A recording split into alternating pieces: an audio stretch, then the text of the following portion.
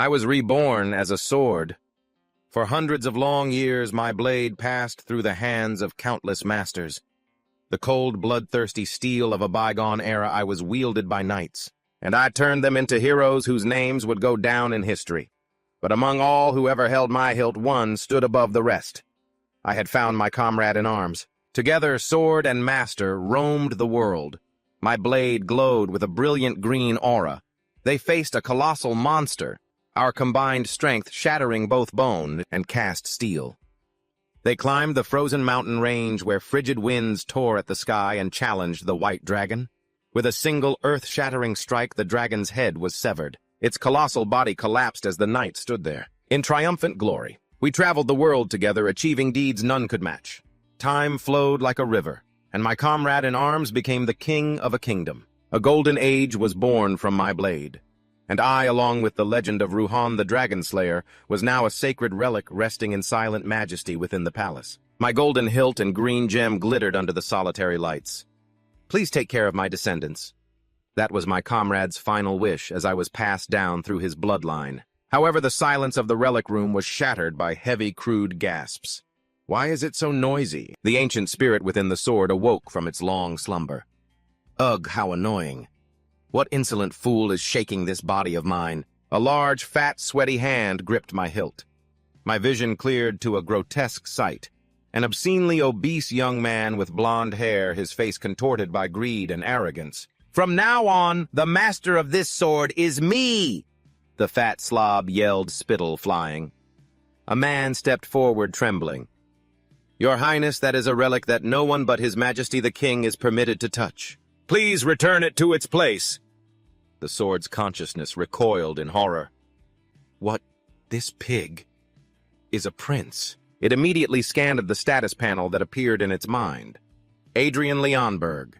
Male, 16 years old. Aptitude none. Personality arrogant, morbidly obese, clumsy. Lustful, lazy, easily bullied, emotionally unstable. Adrian Leonberg screamed, "Shut up! There's nothing in this country that I can't touch!" He swung the legendary sword clumsily. The knights flinched. The sword lamented internally. No way. Seeing this name, could he really be the descendant of my comrade in arms? But this level of potential from the descendant of the Sword Saint. Adrian Leonberg, drenched in sweat, raised the sword high, his eyes rolling back in a delusion of power. "With this, the king and the nobles won't be able to ignore me anymore." The sword had seen enough thinking. What a ridiculous fool. How can he act so thoughtlessly? Adrian yelled, his voice cracking. "Oh, great dragon slayer, lend me your power." The sword spirit roared in response, its voice like thunder in the mental realm. "Are you insane? Why would I ever lend my power to someone like you?" Adrian slashed wildly, forcing the knights to try and restrain him. "Your Highness, please put the sword down." "You mustn't do that in the palace." The words only enraged him further. "Shut up! You dare give me orders! Do you want to die?" "If I had the power of Ruhan—" Suddenly Adrian tripped. His entire obese body came crashing down, and the sword in his hand as a result was aimed right at him. Schlick. Blood splattered. The silver-haired knight saw it. His face filled with worry. The maid behind him screamed in horror. "Prince Adrian!" He collapsed to the floor, blood pooling beneath his body. "Call the royal physician now." But as Adrian's vision faded, the sword thought to itself, "Heh, so the one who got stabbed was this bastard. My vision is blurring. At this rate, I'm going to lose consciousness. For the first time in my life as a sword, if Prince Adrian were to ascend the throne, the kingdom would have no future. He inherited not a shred of royal talent, but he was first in arrogance. He had no abilities, but his greed was the greatest in the kingdom. He was a stupid, lazy, and cruel pig. That was the first Prince Adrian Leonberg. Like a black cloud hanging over the kingdom's future after such a prince was stabbed and left hovering on the brink of death, a strange rumor began to spread before he awoke. Maids whispered in the hallways. "About Prince Adrian Leonberg. Hasn't he changed a little recently?" A voice replied, "That's right. He's no longer flipping the dining table like before, and he hasn't been gathering his gang of scoundrels, has he?" They giggled maliciously. "Even the infamous first prince. I must be feeling ashamed. Isn't he just lying low out of fear? Just give it some time. He'll go back to being his old self." However, Prince Adrian Leonberg paid no mind to such rumors. The soul within was different. To think that I killed my comrade's descendant and stole his body. Suddenly the door flew open. A maid rushed in, bowing profusely. "Your Highness the King has arrived. Please straighten your attire to receive His Majesty." The prince, now the soul of the sword, remained motionless in his chair. He thought with suspicion, no, that man didn't even visit when I was on the verge of death. Why so suddenly now? The maid replied, "The knights are nearby. I pray you will watch your tongue." A tall figure entered the room. A man with silver gray hair and a beard, wearing a stern expression and a red cape, radiating such authority. "I heard you returned from the dead, but it seems that temperament of yours is exactly the same. You may all leave." His Majesty wasn't expecting anything anyway. He's still sitting there confused, thinking, "Who is this guy?" The old man continued, "We still share the bond of master and student, and yet now you won't even pretend to know me." He recognized the man's identity. "He's this fatty's master." The main character spoke calmly, "My memories are a mess. I feel as though I might know who you are, but it seems I don't." The old man's eyes widened slightly in shock. Don't tell me." A maid announced loudly, "His Majesty the King has arrived." Seeing this, the main character thought, the king, so he must be this bastard's father. Oh, he's better than I thought. I assumed time would have diluted the lion's blood into a dog's, but seeing this king, perhaps that's not the case. The king spoke with a disappointment. "To think you won't even greet your own father? It seems surviving death doesn't change a person." The servant stepped forward full of anxiety. "Your Majesty, we have just heard that the prince's memory is not normal." Another voice panicked. "Good heavens, what a catastrophe! Why hasn't the royal physician reported this serious matter to your Majesty?" Summon the royal physician immediately to examine the prince. Afterwards, the physician examined him. He reported, "I can find no abnormalities in the prince's body. However, it may be a temporary condition of amnesia due to psychological shock." He looked at his son, who was sitting on the bed with a bored expression. The king thought suspiciously, "How very convenient. If you say you don't remember anything now, does that mean all that you've done until now never happened? When one makes the wrong choices, one may commit acts that are condemned by all. If one later realizes this, and never repeats that mistake again, that can also be called a process of learning. But you have forgotten all of that. Because it has all become as if it never happened. You have not taken a single step forward from your past mistakes, and you will not be able to move forward. In the future." The old knight whispered, "Your Majesty, please calm down." The main character sat there dazed, thinking, he's really tearing into me as the king left. He looked at himself again. Damn it, I've really stepped in shit. Forget being treated like a prince, it seems I'm not even treated like a human. What the hell did this kid do anyway? Suddenly a beautiful woman with a crown burst in her eyes, brimming with tears. She hugged him tightly. "I've heard everything." "You must be so confused. Your memory will come back soon, don't worry. What does that trivial past matter if you don't remember it anyway? To think your beautiful face has grown so thin. My poor son." He was suffocating in her embrace. He thought, where exactly has it gotten thin? The queen smiled warmly. "Even so, I am still so happy that you've opened your eyes like this. You must never touch such dangerous things again. If something had happened and you didn't wake up, I don't even want to imagine it." Those words made him think, "I'm sorry, but your son is already dead. This is truly a burden." Night fell on the white castle, bathing it in moonlight. The queen left waving, "I will visit you again. Rest well." The moment the door slammed shut, his attitude changed instantly. "My comrade begged me to look after his descendant, and yet I killed the kid. It wasn't intentional, but I was the one who ended his life. Since it has come to this, and what else can I do? I must live well for the sake of the one who died.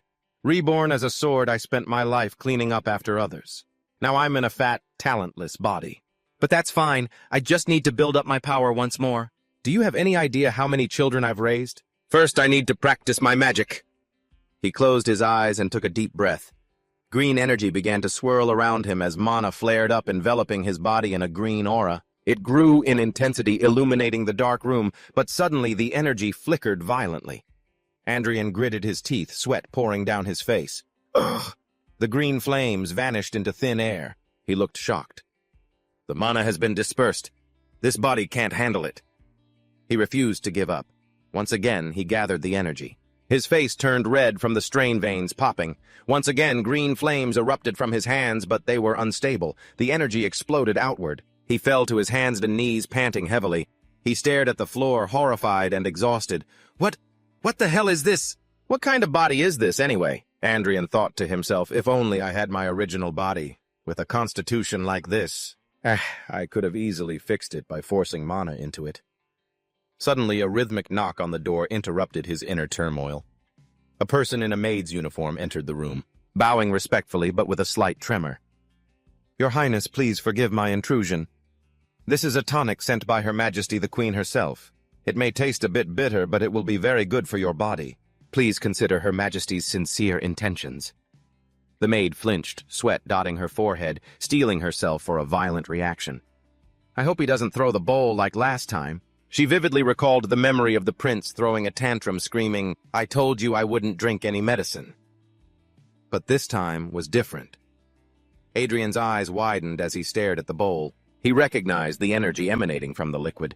It contained magical power. Without a hint of hesitation, he snatched the bowl, brought it to his lips, and began to drink it greedily. The maid watched in silence. Her eyes went wide in disbelief as the notoriously difficult prince drained the entire bowl of medicine in just a few seconds. He slammed the bowl down on the tray. Are you satisfied now? Now get out, she stammered as she prepared to leave. Yes, Your Highness. Left alone, he thought to himself. Good. Now for one more. Luckily it worked, but the amount of mana I've gathered is still far too little. It's so small that it could disappear completely in just a single day. Suddenly, he opened the door and stepped outside, pointing at the maid. Do you have any more of that? A few days later, the room was filled with an ethereal blue light, his body enveloped in swirling magical energy. Finally, I can create a mana core. I've done this countless times before. I can create something like a mana core, even with my eyes closed. Suddenly, a sharp pain shot through his chest. It hurts. He clutched his heart, his face contorting in agony. It feels like I'm burning from the inside. My chest is about to explode. That's right. Creating a mana core has always been this painful. I can't lose consciousness. If I pass out now, I'll suffer from a mana backlash. Sweat poured down his face as he tried to regain his composure. I have to focus and grab hold of this rampant mass of mana. Don't rush. Follow the path that flows along the heart to the right, very slowly. Let this new heart absorb it. A single drop of pure blue mana fell into the lake of his soul. The ripples of chaotic energy calmed. It condensed into a stable sphere. Adrian opened his eyes, now glowing a brilliant blue. It's done. This time it's not the mana core for someone else, but my very own. I did it. It's complete. I've created a mana core. A golden projection window suddenly appeared before him. Mana core has been created. He reached out and touched it, confused. Is this the status window? It's just like the status messages I used to send my master when I was a sword. Why is it appearing before me now? System is beginning data processing. Restoring connection to the source. A connection has been restored. Connection status poor. Connection is extremely unstable. Warning messages flooded his vision. Most abilities are unavailable. Only a few abilities are available. The judgment ability is now available for limited use. You can now verify the potential of opponents with a lower or equivalent level to yourself. What the hell? He exclaimed as more notifications appeared. The clairvoyance ability is now available for extremely limited use. You can see better. The clairaudience ability is now available for extremely limited use. You can hear better. He snapped his head towards the window. Abilities. His vision magnified, passing through the foliage and looking down at the garden below. He could see every single leaf on a distant tree with astonishing clarity. I can definitely see better than before. Suddenly, voices drifted into his ears from outside. He couldn't make out what was being said. He focused, and the whispers of the maids in the hallway became crystal clear. Don't you know his personality? He should have caused a huge commotion. He realized the extent of this power. I can even hear sounds from outside the door, but the strain is too much. A headache split his skull. Golden windows warned internal mana completely depleted, forcibly terminating use of abilities. He clutched his head as the system shut down. So that's it. This is what extremely limited means. The ability to sense everything from all directions without a single blind spot. The absolute senses I possessed as a sword are gone. For now, by squeezing out a tiny bit of magical energy, I can only eavesdrop on sounds outside the door or see a little more clearly. That will change once I expand my mana reservoir. His stomach let out a loud roar. I'm starving. The food must be brought up at once. First, I need to focus on adapting to this human body. Later, a magnificent white castle stood tall under the bright sun. Inside, the queen, with a warm smile, spread her arms. How praiseworthy. You drank every last drop of the medicine your mother sent. You finally learned to cherish your own body. Oh, that's right. Do you recognize who this is? Adrian looked at the man coldly. I don't remember. The queen turned to the scarred man. It seems he really has lost his memory, so you must help this child. Adrian silently observed, thinking, I was wondering who that was. So he's the queen's brother. The queen then smiled and said to the man, After all, isn't he your only nephew? The man gave a dry laugh. You say that as if I've lost something important. His past wasn't exactly great anyway, he thought to himself. From the looks of it, he doesn't like me. He continued aloud. Let me make one thing clear. All I can do for him is help him get rid of that excess fat. I can't provide anything beyond that. So give up any useless expectations. Don't forget that thought. The scene shifts to the training grounds. In an instant, Adrian is beaten senseless, rolling on the ground.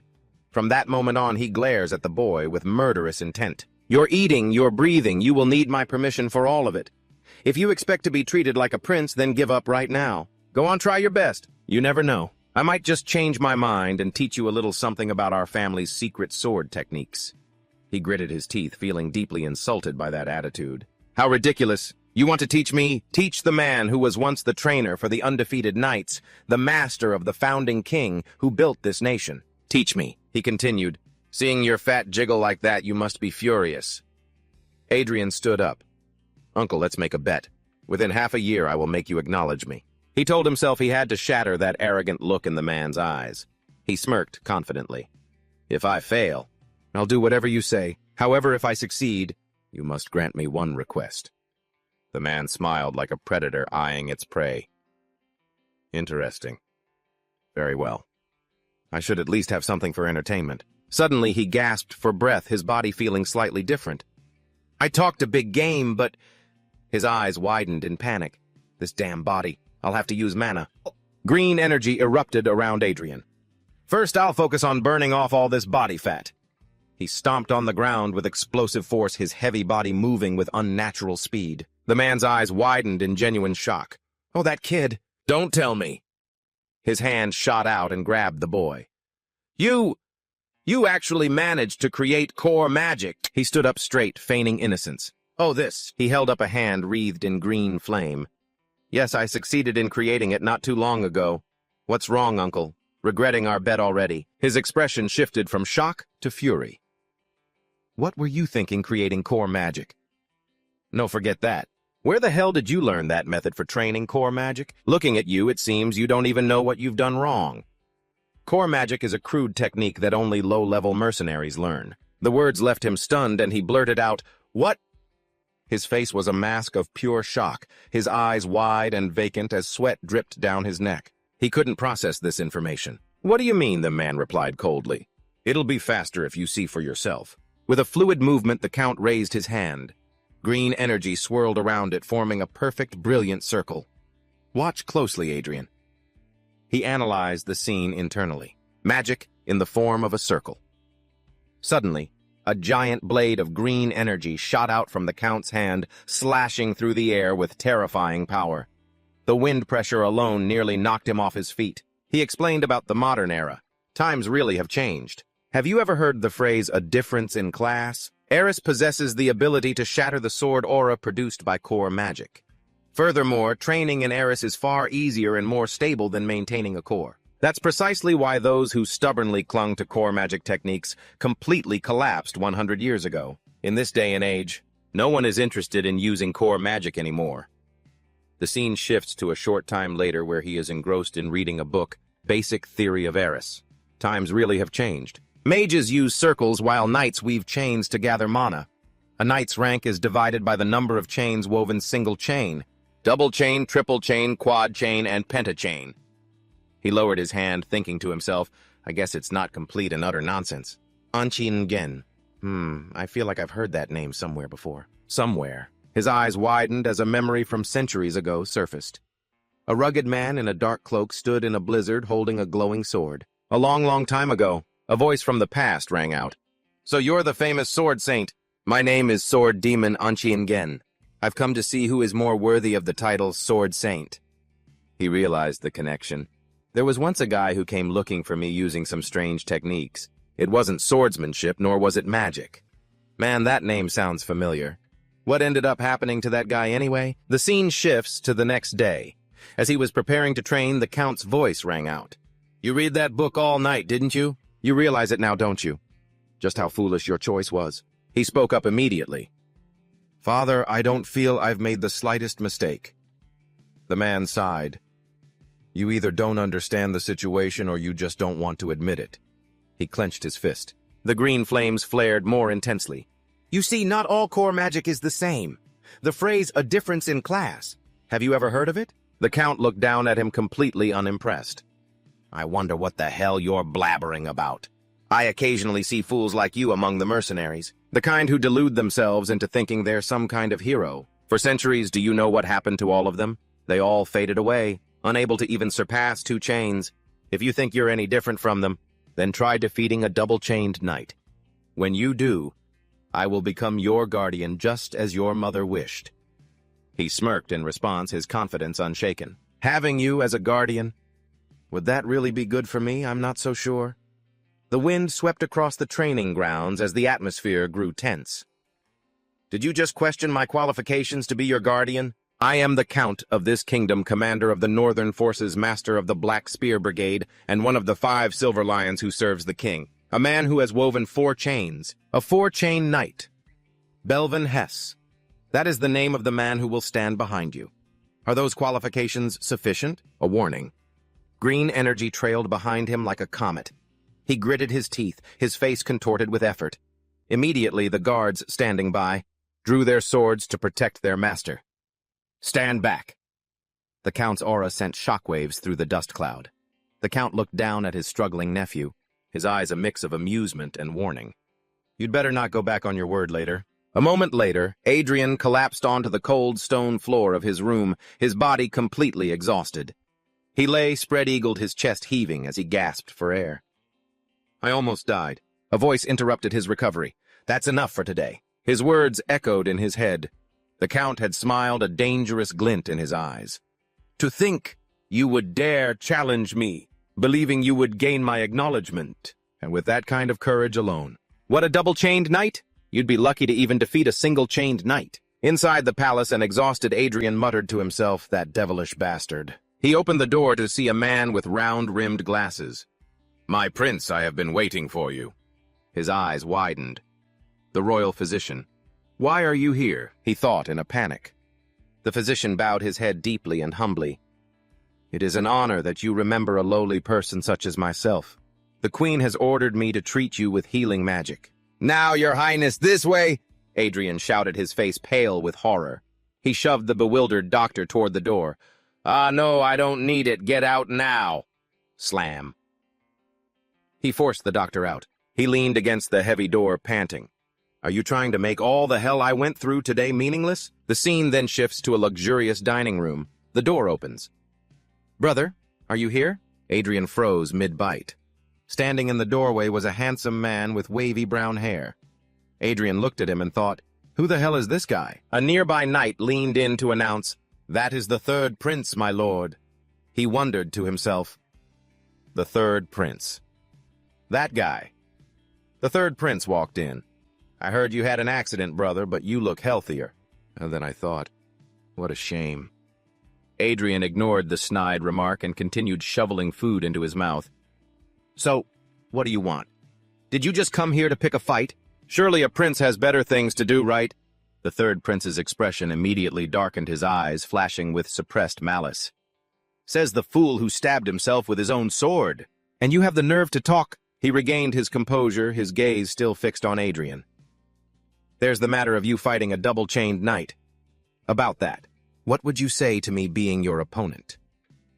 The dining room was enveloped in a silent tension as the 3rd prince Julian left, leaving behind a smug, arrogant expression. Adrian remained seated at the long table, staring blankly at the space where his younger brother had just stood, his brow furrowed in genuine confusion. What was with that guy? Why are all the descendants of House Leonbeck like this? The nearby knight spoke up, explaining with the reverence reserved for a genius, "Your Highness, the third Prince Julian, has been renowned for his talent in swordsmanship since he was a child." But Adrian remained unimpressed, almost bored. "What, that kid?" he added. "At only 14 years old, he wove 2 chains. That speed is truly incredible." Suddenly, the heavy silence was broken by an anxious stutter. Your Highness, I apologize for the intrusion, but many letters have arrived for you." Adrian blinked at the mountain of paper. Letters. He picked one up, his mind reeling. Why are all these people who previously couldn't have cared less about this body suddenly interested now? He tore open an envelope, his eyes scanning the contents, and his expression shifted from confusion to a cold realization. The letter read, "I apologize for the incident last time.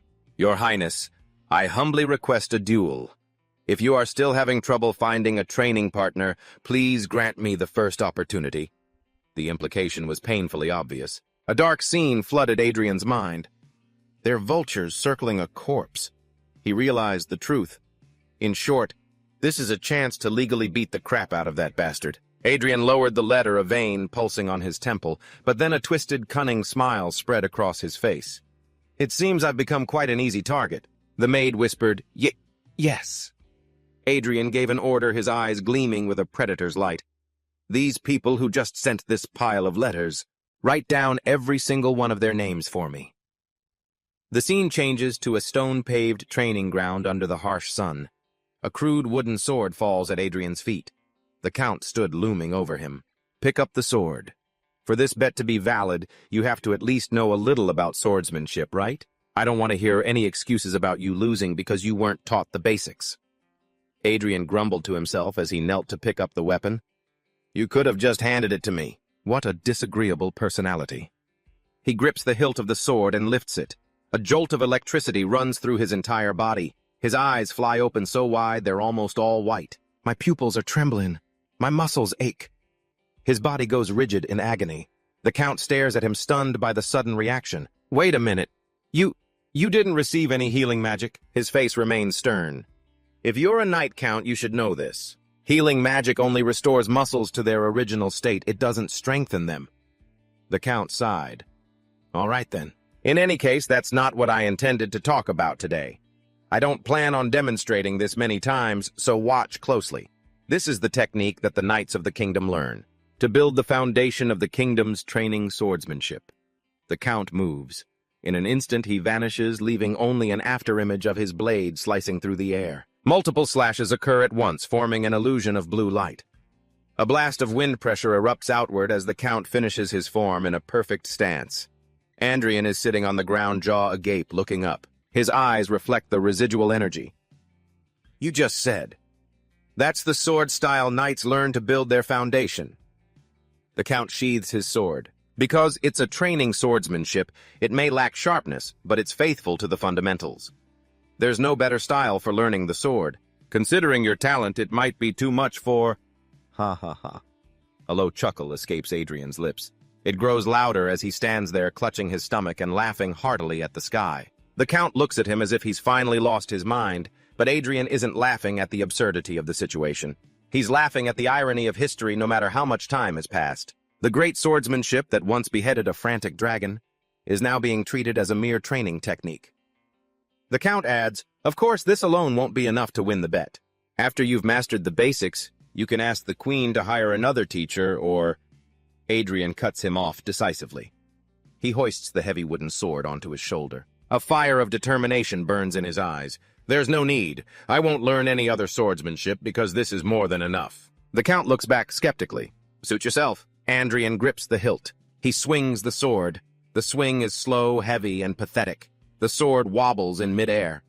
Adrian grinds his teeth, sweat pouring down his face. The truth is, the dragon-slaying style is now considered a common training technique. I hate to admit it, but this is probably a natural phenomenon, because that dragon-slaying sword lacks the dragon-slaying will. Those who have abandoned mind magic and forgotten how to channel their will into the blade could never have the vision and to recognize the true value of the dragon-slaying sword. Adrian's train of thought is cut short by a wooden sword. The Count blocks his swing. Power doesn't go into the sword just because you tense your arms. Have you already forgotten what I just showed you? Into your core and your legs, too. Andrian drops to one knee, panting, his body screaming in protest. That's right. Right now I'm just a weak, clumsy body, even when imitating a pale imitation of the dragon-slaying style. He plants the wooden sword into the ground and pushes himself up. I will prove that the dragon-slaying style is not some worn-out relic cast aside like a tattered shoe. 1 day, 2 days, 3 days. A week passes.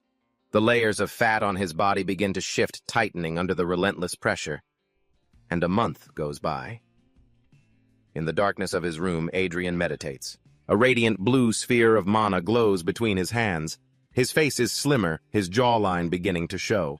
Successfully changed physical condition. After arduous training, the trait pathological obesity has changed to common obesity.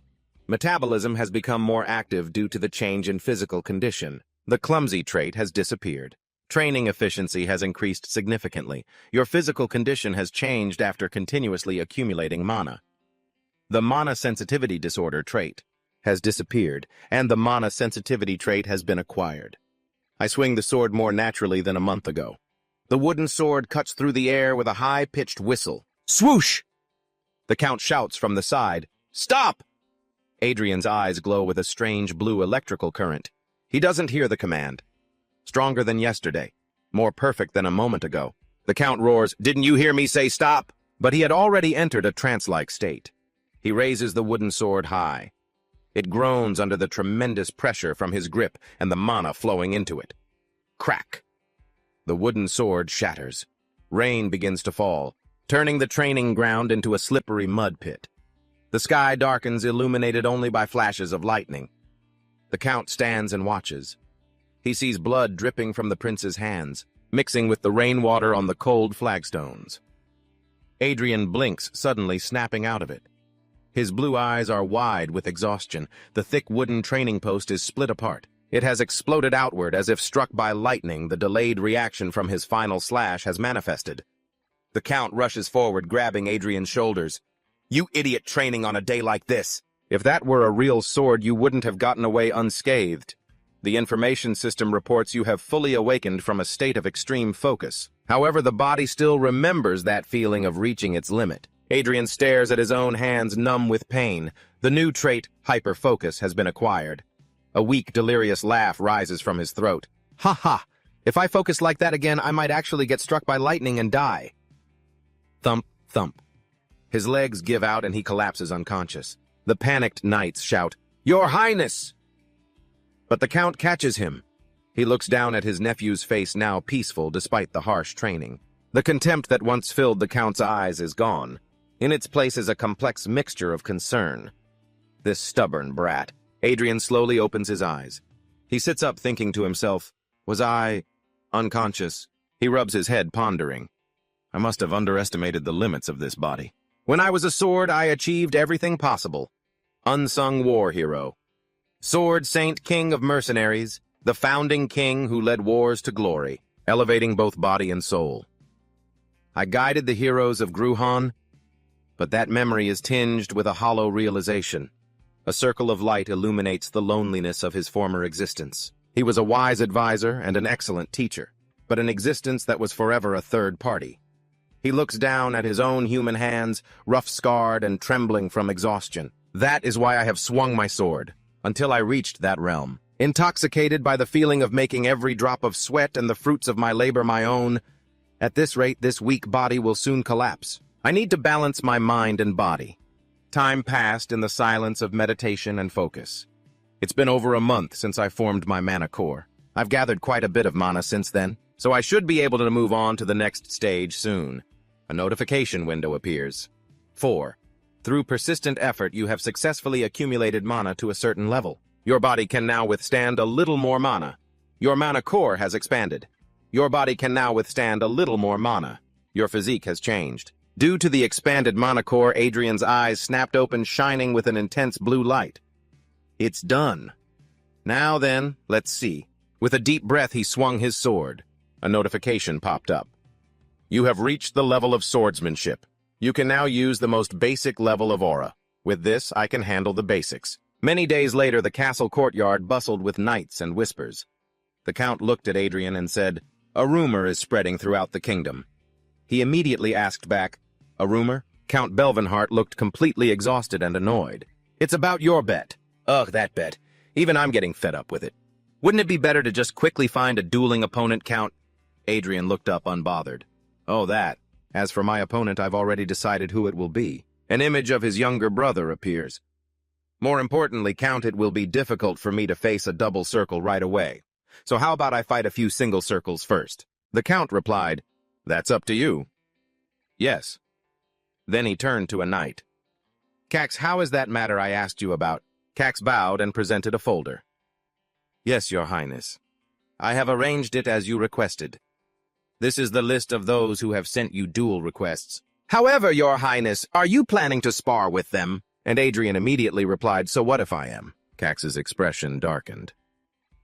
"Most of these men hold a grudge against you. They might try to harm you under the guise of a sparring match." Adrian smiled. His eyes were relaxed and knowing. "I know that. That's why you have to be the referee for me, Count." The Count silently looked at him. Adrian, with a wooden practice sword on his shoulder, grinned widely. "I'm not asking for anything grand.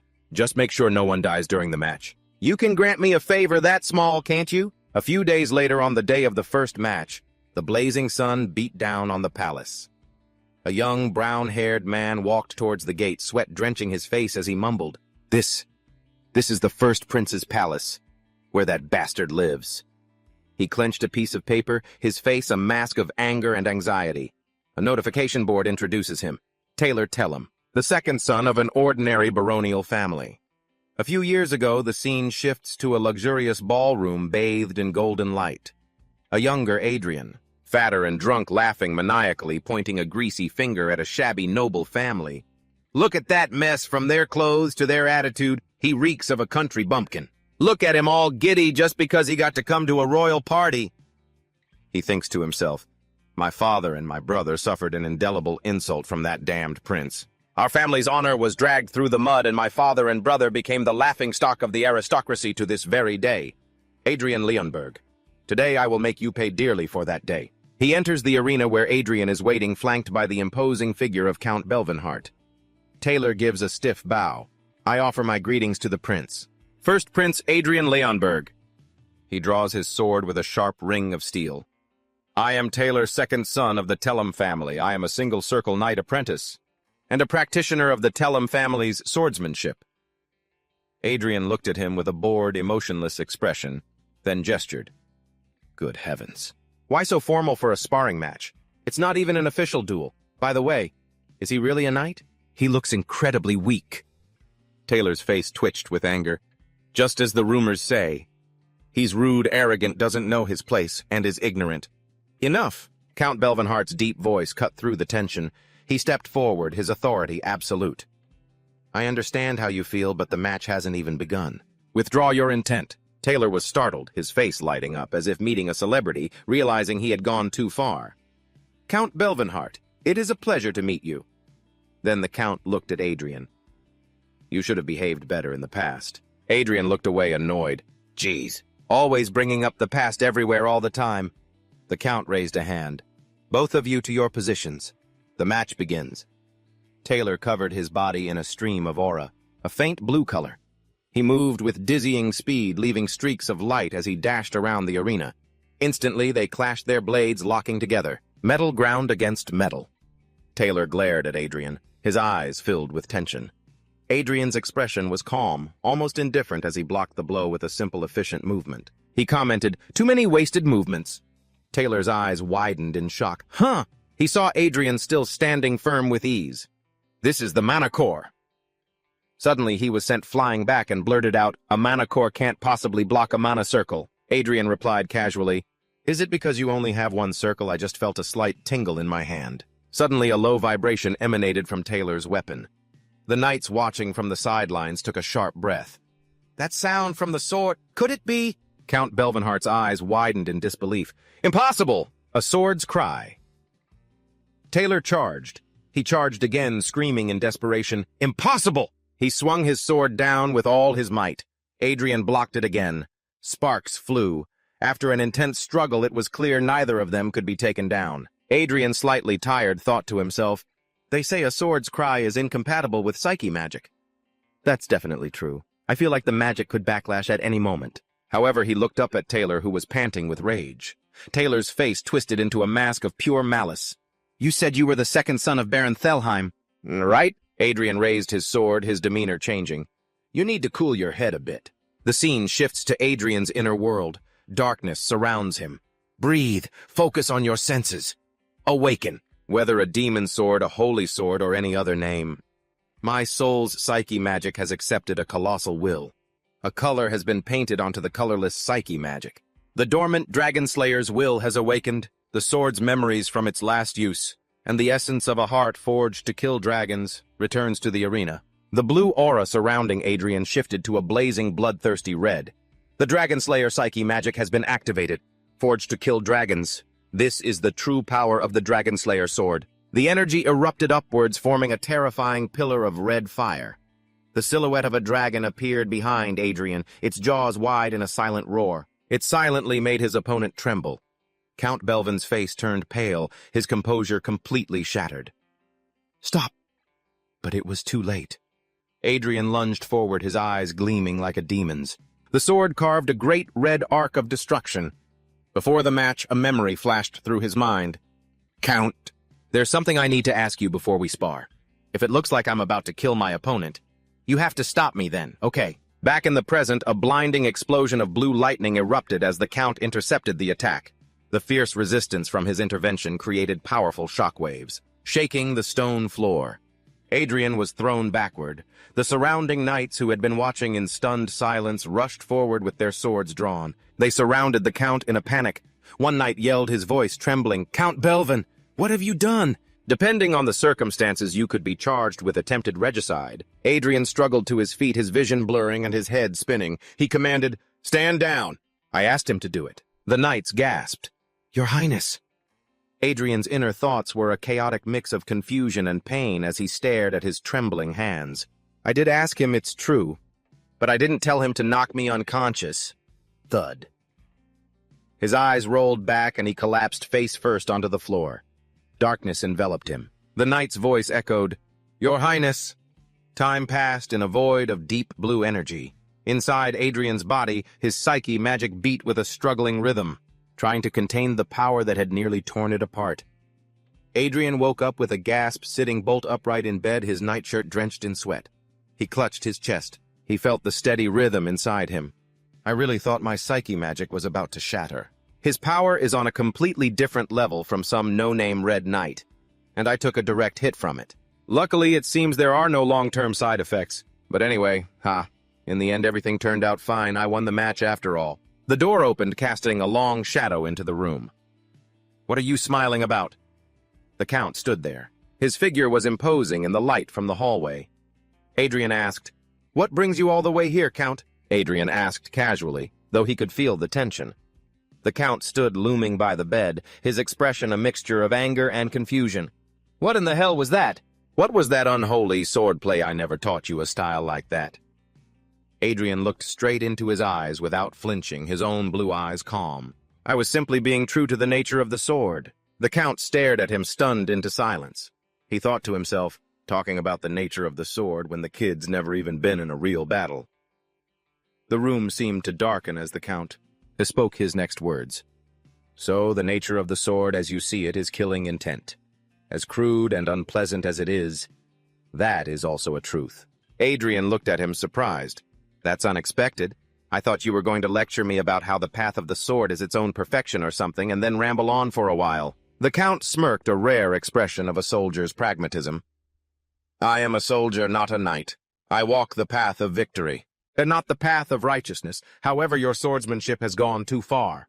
If your killing intent is too strong, you won't be able to distinguish friend from foe." Adrian sat silently listening as the Count accurately analyzed his intentions. "And that's why you caused all that commotion, right? To fix it." The Count crossed his arms, his eyes gleaming with a stern promise. "I will observe you. I will see whether you are devoured by the demon within. After the 3 days of sparring had ended, Taylor Thelheim was exhausted and defeated. Adrian held a practice sword without a single scratch on him. "You said your name was Taylor Thelheim, right? Well done." For the past 3 days, he had to block a sword with uncontrollable killing intent. For 3 days of struggle, he truly went through a lot. Adrian observed him and said, "But it's a real shame, isn't it?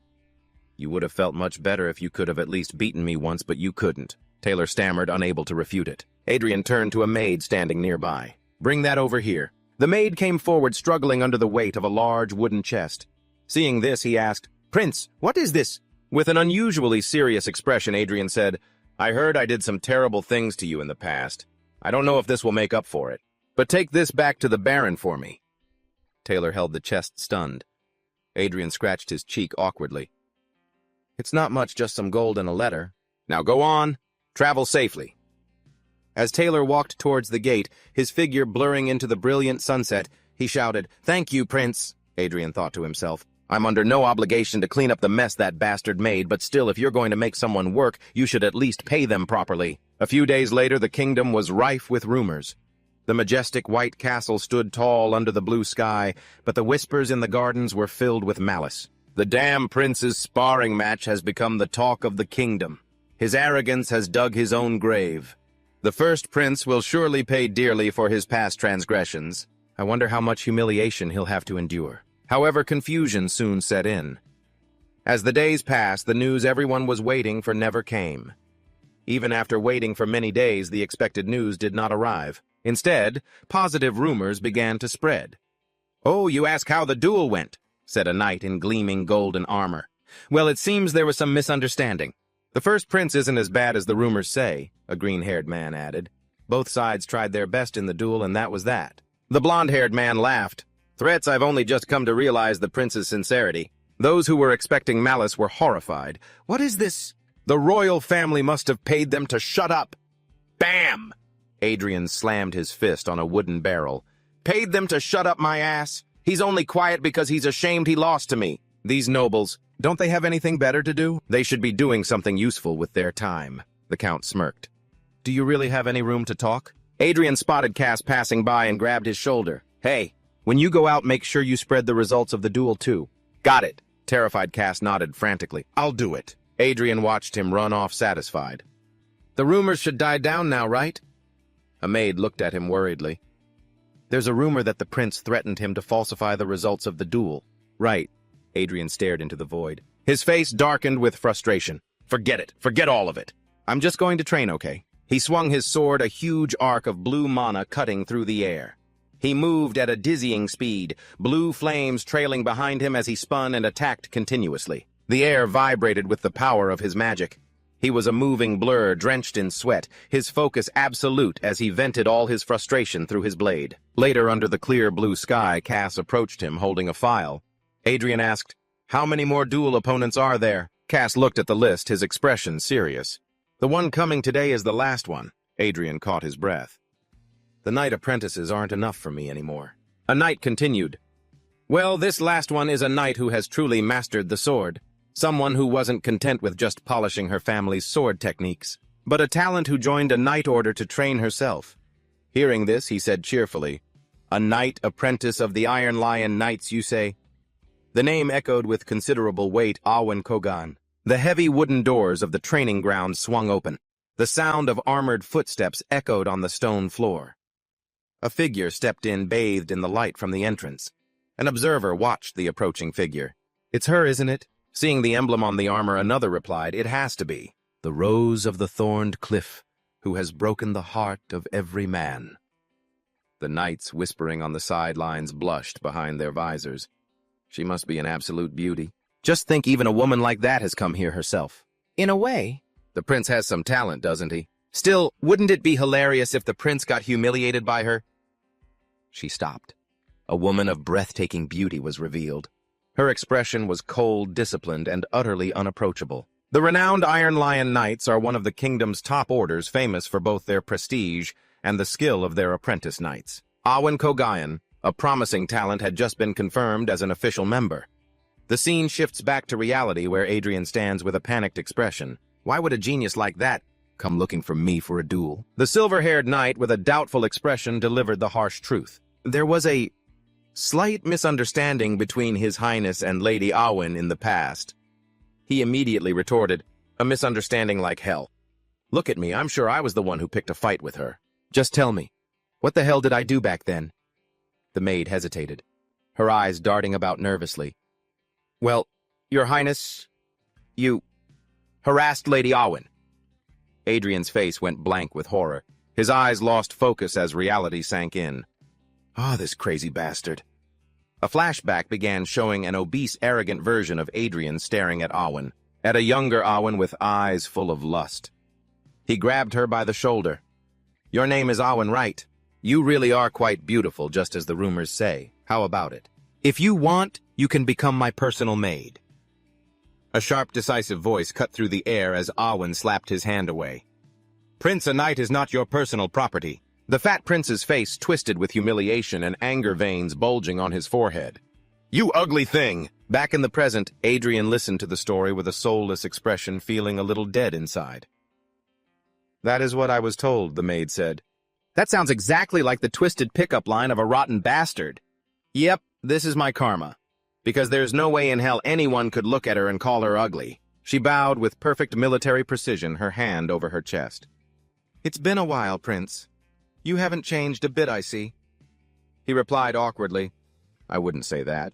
You know, I've changed a lot. He thought to himself, to the point where I'm a completely different person on the inside. Yep, this is all my karma. Heavy footsteps approached, and a maid announced, Count Belvin H. has arrived. He stepped forward and asked her, and you are... She replied respectfully, Awen Kogain, apprentice knight of the Iron Lion Knights. Greetings, Count Belvin H. The Count leaned in slightly. Be careful. The prince's sword is quite treacherous, you know. Adrian happened to overhear this betrayal. This twisted face? Since when did you trade away your neutrality as an observer, Count? The Count ignored him. He closed his eyes with a satisfied smirk before opening them to address the arena. Now both of you take your positions. As of this moment, the duel begins. Adrian watched as she drew near. His smile widened. Let's see the skills of this Iron Lion cub. Awen made the first move. In a flash, she lunged forward, lowering her center of gravity and drawing her sword. His eyes tracked her movements with ease. Her movements are pretty sharp. Clang, Awen unleashed a barrage of attacks, her sword wreathed in blinding blue lightning. Adrian parried, but the speed and ferocious intensity of her assault forced him to retreat. He let out a low growl, feeling the strain on his untrained body. The mana's starting to backlash. Awen pressed her advantage, her violet eyes locked onto him with fierce determination. She struck again. Adrian was pushed back, his feet skidding on the stone. I'm being completely swept up in her rhythm. This is not good. A crimson energy began to swirl around Adrian's chest. The atmosphere changed instantly as a terrifying red aura erupted from him. Dragon-slaying demonic arts. Activated. Awen froze, her eyes widening in genuine shock. She saw the violent, chaotic energy and hesitated for a split second. That sword! Seeing her momentary fatigue, Adrian spoke up. I guess not all sigils are created equal. You're certainly in a different league from the rest of that rabble. As they fought, a golden interface flickered into his vision. Power of Judgment now available for limited use. A status window appeared next to Awen Kogain. Female 19 years old, apprentice knight, aptitude swordsmanship, A archery. B traits, sword, genius, competitive unparalleled beauty, tough exterior, soft interior, pure. Adrian's lips curled into a smirk. His crimson eyes glowed in the shadow of his own power. The fact that I can see this with a limited ability means she's either weaker than me or of equal strength. He stomped his foot on the ground. The real fight starts now. Adrian lunged, bringing his sword down in a powerful overhead cleave. They were swept into a dance of destruction, red and blue energies clashing violently against the castle walls. As the sky darkened, both of them were breathing heavily. Sweat dripped from Adrian's chin, and Awen was also clearly exhausted, her chest heaving. The sun had begun to set, dyeing the arena in a deep amber hue. Suddenly a steel blade came between them. Count Belvin H. stepped into their midst, his sword drawn. Stop! That is enough for today. We will resume this match tomorrow. Adrian wiped his mouth, looking disappointed. Ch! I was just about to end it. But Awen, not to be outdone, retorted while catching her breath. What a coincidence. I was just about to do the same thing. Sparks flew between their gazes once more. Adrian challenged, Is that so? Want to keep going? Awen narrowed her eyes, purple energy emanating from her. If His Highness insists, I can go all day. The Count bellowed, silencing them both. Enough! It is far too late for this. Both of you get treatment at once. A mage stepped forward. Your Highness, I will treat you right away. Oh dear, you have a bruise here as well. Nearby Awen was also receiving treatment, but she turned her head away, refusing to meet his gaze. Her expression was a mixture of exhaustion and stubbornness. They exchanged one last silent glance before going their separate ways. Under the rising sun, Awen walked with determination, thinking to herself, I absolutely will not lose. Several days later, a winner had yet to be decided. The spectating knights murmured in disbelief, Is it really the third day already? A knight replied, To be honest, I'm quite surprised. He continued, I've heard a lot about Lady Arwen's skills, but the first princes are just as impressive. Hopefully we'll get a result in the arena today. The two stood opposite each other, swords lowered but ready. Adrian broke the silence. Before we begin the next round, I have something to say. Arwen looked at him coldly. Don't tell me you're planning to apologize now. I won't accept an apology. Adrian's expression changed. I see. You intend to reclaim your wounded pride with your own strength. That's an admirable thought, but, well, that's not it. Since we're fighting so fiercely like this, shouldn't there be a prize? Arwen tilted her head in confusion. Adrian declared loudly for all to hear, How about the loser grants the winner one wish? If they're told to kneel, they must kneel. If they're told to bow their head and apologize, they must do it. A knight from the sidelines shouted in panic, Your Highness, as a member of the royal family. You cannot say such things. Please retract your statement. But Adrian waved his hand without looking back. Outsiders stay out of this. What do you think, Arwen? She closed her eyes for a moment, then stepped forward. Her hand rested on her sword. Though I am but a knight in training, I am also a member of the Leonbeck Royal Knights loyal to the crown. I dare not commit such disrespect towards the prince. However, if that is what His Highness permits, I suppose I have the right to claim the prize of this wager. Adrian laughed loudly, his body once again erupting in red flames. Well said, don't you dare go back on your word later. They clashed instantly. This time Adrian held nothing back. The red mana roared as he accelerated. Arwen parried the blow, but her eyes widened. He's too fast! He wasn't this fast yesterday! Was he hiding his true strength? Adrian's eyes glowed a demonic red. He smirked, a giant phantom dragon roaring behind him. Dragon Slayer magic. He unleashed a relentless barrage of powerful blows. Arwen raised her sword to block the attacks, sending dust flying. He landed a slash that grazed her cheek, and fresh drops of blood appeared on her beautiful face. Adrian didn't pause. He launched a second faster attack. Adrian's sword cut through all her defenses, his face a mask of pure concentration and power. The impact created a huge cloud of dust obscuring their vision. As the dust settled, the victorious figure emerged. The setting sun cast long shadows. Arwen was on her knees, her sword broken in two. The spectators watched in stunned silence. Count Bovenhast's eyes were wide. Arwen stared at the ground. Her breathing was ragged, her pupils trembling. This can't be happening. I lost the bet. The reality of her defeat weighed heavily on her. Adrian looked down at Arwen Cogain. I want you. The position of royal guard for the first prince who was notoriously known as the kingdom's degenerate scoundrel. Contrary to my worries, the job wasn't that difficult. The scene shifts to the first meeting between this guard and his master. The guard bowed respectfully, his face a mask of perfect professionalism as he introduced himself. Are you the new royal guard? The guard replied dutifully. Yes, I look forward to serving you, Your Highness. However, the prince sitting before him was obese slovenly and radiated an air of arrogance. He simply propped his chin on his hand, looking bored. All right, I'm counting on you. But he never threw violent tantrums arbitrarily, as the rumors claimed. Under the bright sun in the castle courtyard, the guard watched the chubby prince run past him, panting heavily, sweat flying in a desperate attempt to change his physique. The guard watched silently, his expression firm yet thoughtful, unrealistic. Contrary to the rumors, Heavy rain lashed against the gray flagstones of the training grounds, blurring the world with cold streaks of water. Despite the downpour, a lone figure stood before a wooden training dummy. It was Adrian, soaked to the bone. He swung a wooden sword with relentless determination. The guard watched from the sidelines. Someone mumbled, "The rain's getting too heavy," while another worriedly added, "Shouldn't we stop the prince now?" Suddenly a loud thunderclap tore through the air. The wooden dummy shattered under the prince's blow. The guard's eyes widened in alarm as he saw him stumble. Dangerously. "Your Highness, be careful." But as lightning illuminated the scene, it revealed Adrian's exhausted but blissful smile amidst the shattered wood. The guard was struck by a profound realization. "I have a feeling that the prince will become a great man." That's what I used to think. Now the duel was over. Adrian stood tall, casting a long shadow over the defeated knightess. He looked down at her and made his demand with shocking bluntness. "I want you."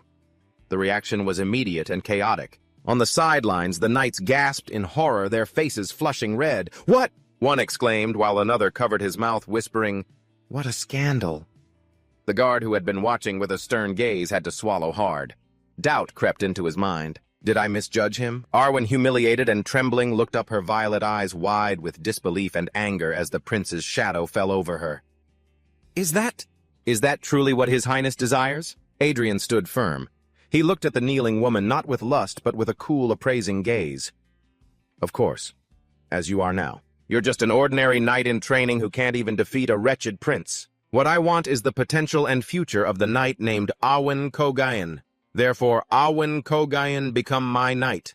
I need a knight who will follow me. Not a knight who protects me by royal decree, but a knight who belongs to me and me alone." Adrian activated his vision, looking at the golden status window floating beside her. Swordsmanship Aptitude A. Trait Swordsmanship Genius. Pure competitive spirit. He smiled. "And from what I see, you have quite the talent for the sword." Awen stared, stunned. Her face smudged by a cut on her cheek as she processed the offer. Memories flooded her mind.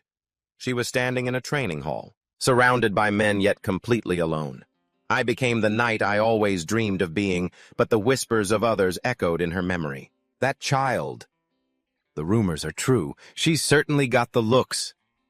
She recalled the struggles, the clash of steel, the sweat, the desperate efforts to prove herself. No one treated me like a knight, so I worked twice as hard as everyone else. She saw herself standing over a defeated male opponent, declared the victor, but she still looked unhappy. Even when she defeated every knight in training her age with horrifying speed and skill, the whispers never stopped. Men saw her not as a warrior, but as a display piece. Isn't Lady Awen our walking flower vase? Protecting a beautiful woman like Awen is a knight's honor. That realization had crushed her. I can't become a true knight. But back in the present, Awen looked up at Adrian, tears welling in the corners of her eyes. A faint blush colored her cheeks, not from romance, but from the overwhelming emotion of finally being truly seen. She looked at the prince bathed in sunlight. His expression was serious and resolute. He wants my potential and my future as a knight. Is he being sincere? She stood up and faced him. Please promise me one thing. Treat me not as a woman, but as a knight. If you do, I will follow your highness's will. Adrian answered without hesitation. All right, I promise. Awen immediately dropped to one knee. She bowed her head, swearing her loyalty under the golden light. I, Awen, eldest daughter of House Kogain, do swear my fealty to Prince Adrian Leonbeck, and I pledge my sword and the rest of my life to your highness. Count Belvin H. watched in silence with a complex expression. Adrian drew a glittering steel blade as he, the rightful heir of Leonbeck, performed an impromptu ceremony. In the name of Adrian Leonberg, I knight you. Be brave, be courteous, and be loyal. However, the nobility could not comprehend such purity. In the days that followed, rumors spread like a plague through the castle corridors. Swear loyalty to that bastard. Does that make any sense at all? And it's an oath made over a bet, no less. We have to nullify it somehow. A blonde knight whispered to the man, but I hear she refused our help. The whispers grew darker and more obscene. Oh goodness, from what I hear. Doesn't it all smell a bit shady? Female knights whispered in the shadows, covering their mouths as they laughed. Could there be some kind of relationship with the prince? Perhaps he couldn't publicly take her as his mistress because of his reputation, so he used the knight's oath as a cover. It was strange from the start. Why would she even go to a suspicious duel organized by that bastard? In his private chambers, Adrian was tearing his hair out. I'm going insane. What kind of villain am I? Am I just the worst scum on earth? Cass, standing quietly nearby, spoke up. Your Highness, about what you said that day. Confused, he asked. When? Cass continued. A few days ago, on the day of the final match. He recalled the words he had said. Oh, that does it bother you? That does. Is it true if a royal decree came right now and told you to go elsewhere, wouldn't you leave? If you wish, you can always make an oath later. Cass hesitated, sweat beading on his forehead. If I said I would make the oath, would you accept it? Adrian answered immediately, his face cold. No. Cass was stunned. Adrian turned away, looking out the window. I don't want you. There's no joy in training you. Really, Your Highness? Cass asked. He thought to himself, I'm not joking. I'm dead serious. A moment later, he read the letter that had just arrived. The first prince of the royal house of Leonberg, Adrian Leonberg, is hereby released from his confinement and ordered to attend the upcoming banquet, hosted by the royal family. Adrian stared at it, dumbfounded. Did I do something? To think they'd lift my confinement a month and a half early after acting like they were going to lock me in the first prince's palace and never see me again. I don't know what that man is thinking anymore.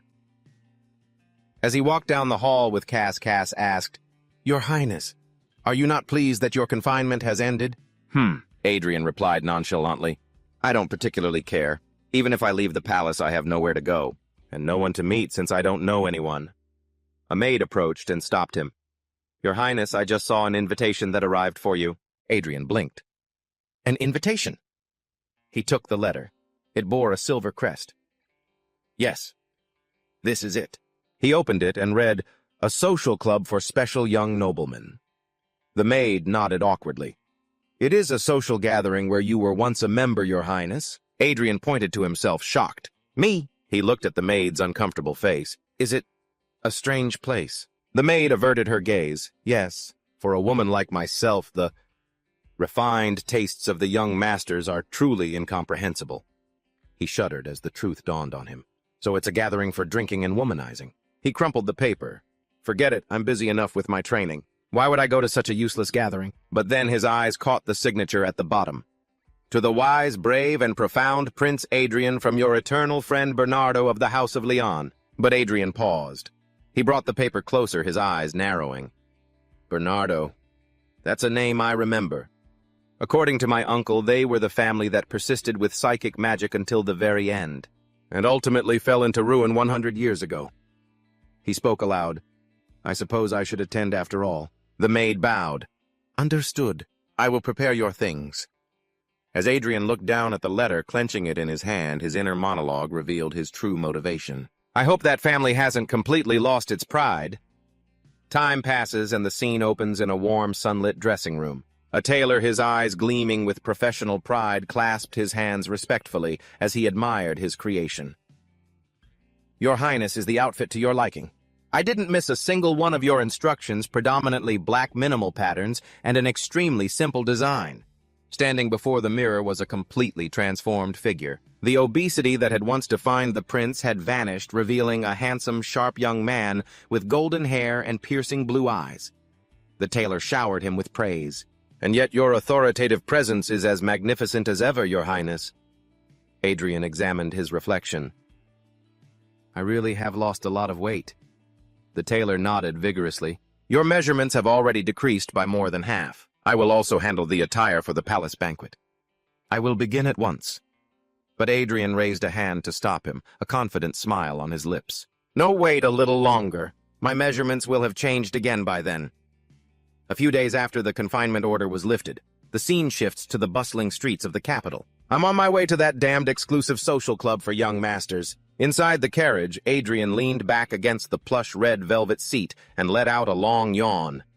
Being a prince is truly an exhausting position. The clothes, the carriage, the guards, everything is uncomfortably restrictive. He looked at the maid across from him and asked, You, what's with that scar? The maid flinched, stammering in fear. It is due to my incompetence, Your Highness. It is for something you were right to reprimand me for. A violent flashback cuts through the present. The obese, tyrannical version of Adrian from the past is roaring. Again, distorted images of the fat prince appear screaming meaningless insults. "This sword is mine now." "Ha ha ha ha, you country bumpkin. You're quite pretty, aren't you?" The deeper I dig into this body's past, the more horror stories like this I find. Come to think of it, I've seen this maid for months, yet I don't even know her name. He decided to rectify this immediately. "What is your name?"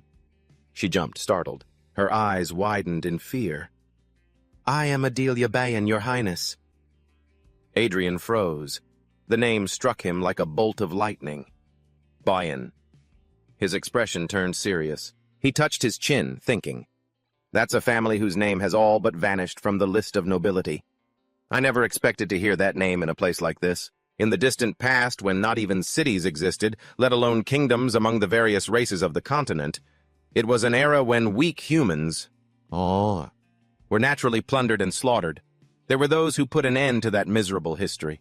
At the end of the Great War, to the saviors who finally allowed humanity to rise as the dominant race of the continent, the world bestowed upon them the title of the Five Ultimates. The words of one of those five heroes, Ruhan.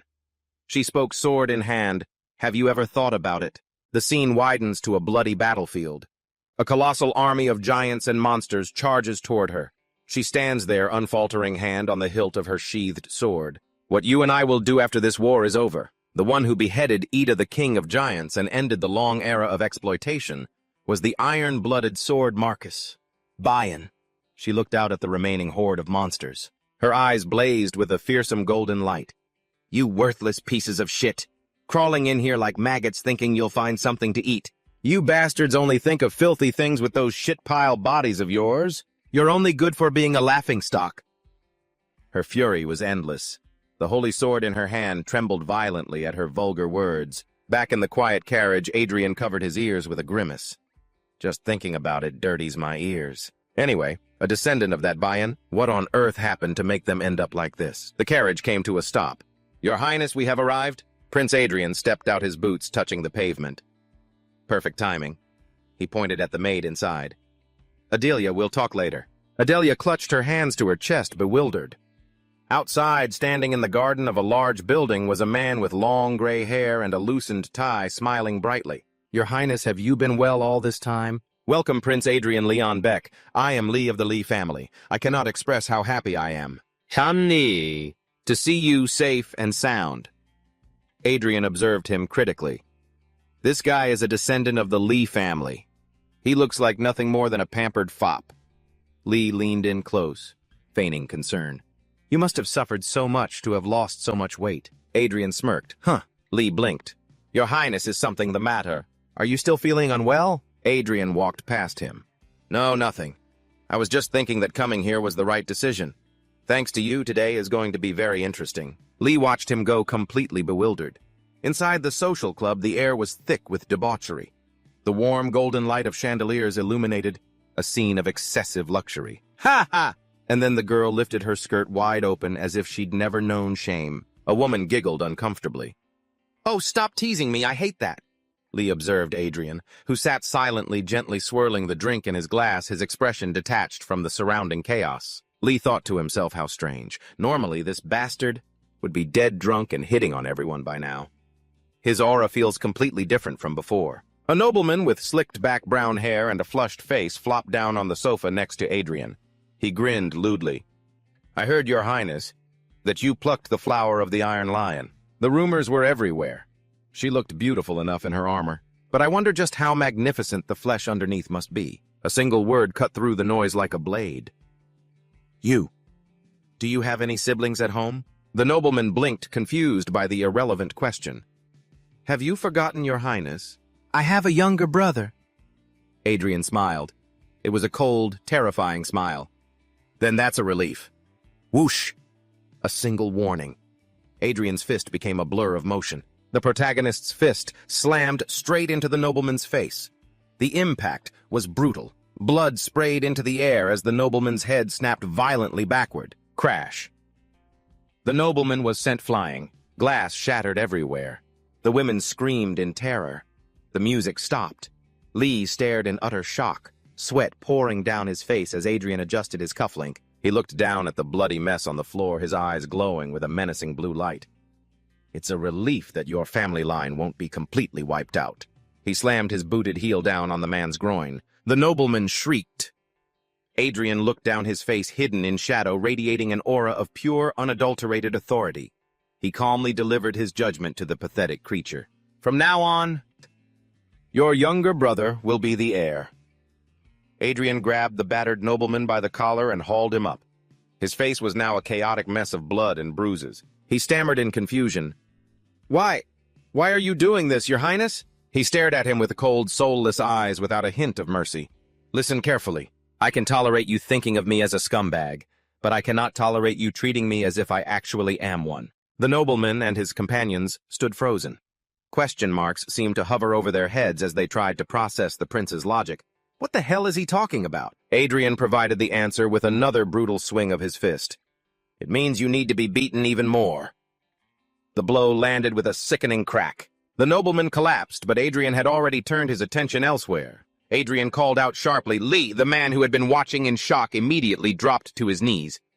Thud! Yes, Your Highness." He looked down at him with a twisted, blood-splattered smile. "Didn't I tell you before? It seems today is going to be very interesting." The nobleman thought to himself as he looked at his face.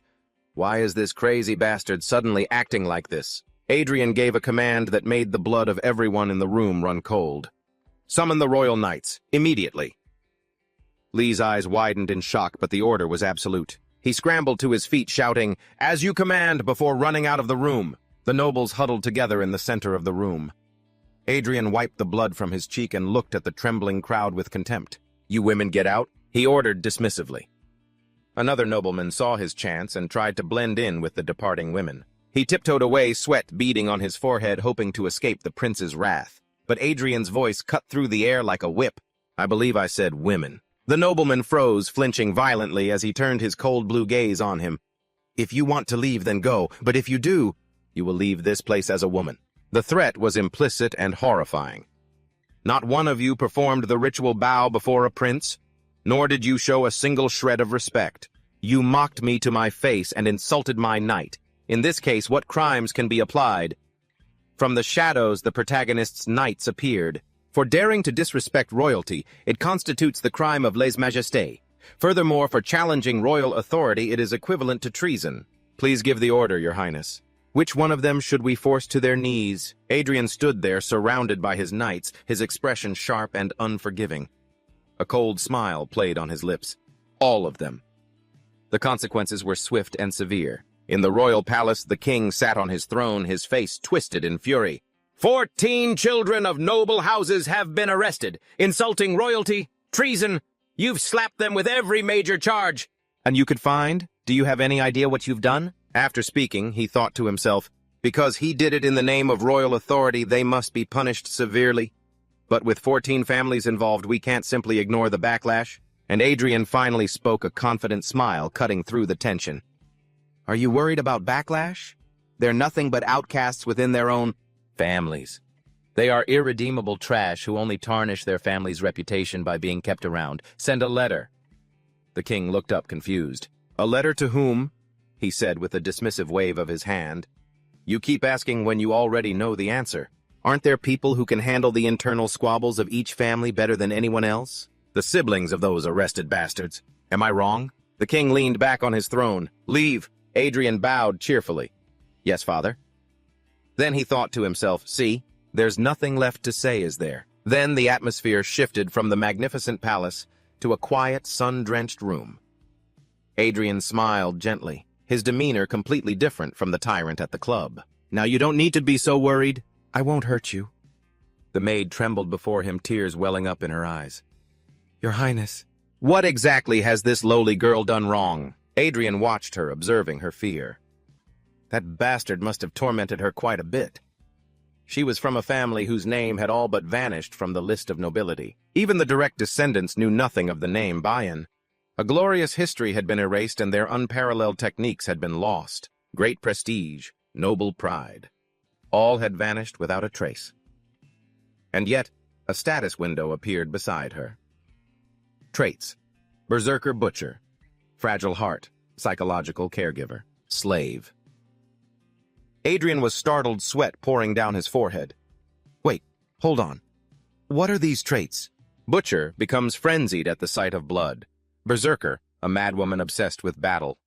Fragile heart, possesses a gentle soul. Caregiver, skilled in looking after others. Adrian clutched his head. She possesses unparalleled talent, yet she has no trait to control her madness.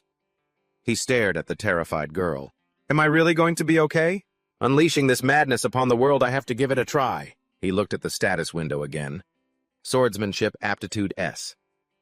After all, it's an S-rank talent. His eyes locked onto one specific trait. Psychological slave. A trait where the person feels immense pleasure from having a master to serve with all their heart. Perfect. There's a trait I can exploit. So Adrian stepped forward, his voice full of authority. Adelia Bayan, swear your loyalty to me. Adelia blinked, completely bewildered. Huh, what do you mean? Adrian looked down at her. I'm telling you to become my knight. Swear your oath right here, right now. Adelia recoiled in fear. Your Highness, that is not something a lowly girl like me could ever handle. But Adrian interrupted her. You said your family has fallen. I will take responsibility for your family. In return, you must swear loyalty to me and serve me as your master. Adelia looked up, her eyes wide with shock and hope, silently repeating the words in her head. If you cannot control your own madness, I will hold the reins for you. She spoke. Will you truly take responsibility for my family? Adrian stood there, his silhouette framed by the large window. Yes, if you wish, I will summon them to the capital so you can see them whenever you please. Adelia's expression changed. The fear vanished, replaced by a bright, desperate hope. I will do as you wish. I, Adelia, eldest daughter of the Bayan family. I pledge my loyalty to your Highness Adrian Leonberg. I will serve you as my master and dedicate my entire life to you. He reached out and placed his hand on her head. Good. From now on, you will obey my commands unconditionally. Adelia blushed slightly, her blue eyes shining with new purpose as she accepted his touch. I obey. Sweat beaded on his cheek as he looked at the girl who had just sworn to give her life for him. A flicker of doubt crossed his face. Was this really the right choice? Whispers echoed through the dark hallways like a poison. I hear the first prince who's been quiet lately has started acting like a bastard again. The rumors spread like wildfire, twisting the truth into monstrous shapes. He didn't just force a knight to swear an oath of loyalty through despicable means. But he also kidnapped the children of nobles, beat them, and even threw them in prison. Now they say he's taking a maid who's never even held a sword and making her his personal knight. He's obviously trying to build a harem under the guise of personal knights. Inside the sunlit palace, the air was stifling. Adrian sat on a velvet chair, resting his chin on his hand, his eyes sharp with irritation. Since when did everyone become so interested in me? I just took on one personal knight, yet ever since I woke up, everyone has something to say. Images of his critics flashed through his mind. The king, wearing a heavy golden crown, appeared before him with a look of disappointment. I'm having a headache trying to clean up the mess you've made, and yet you're here indulging yourself with women. Then came the scarred face of Count Bovon. How pathetic.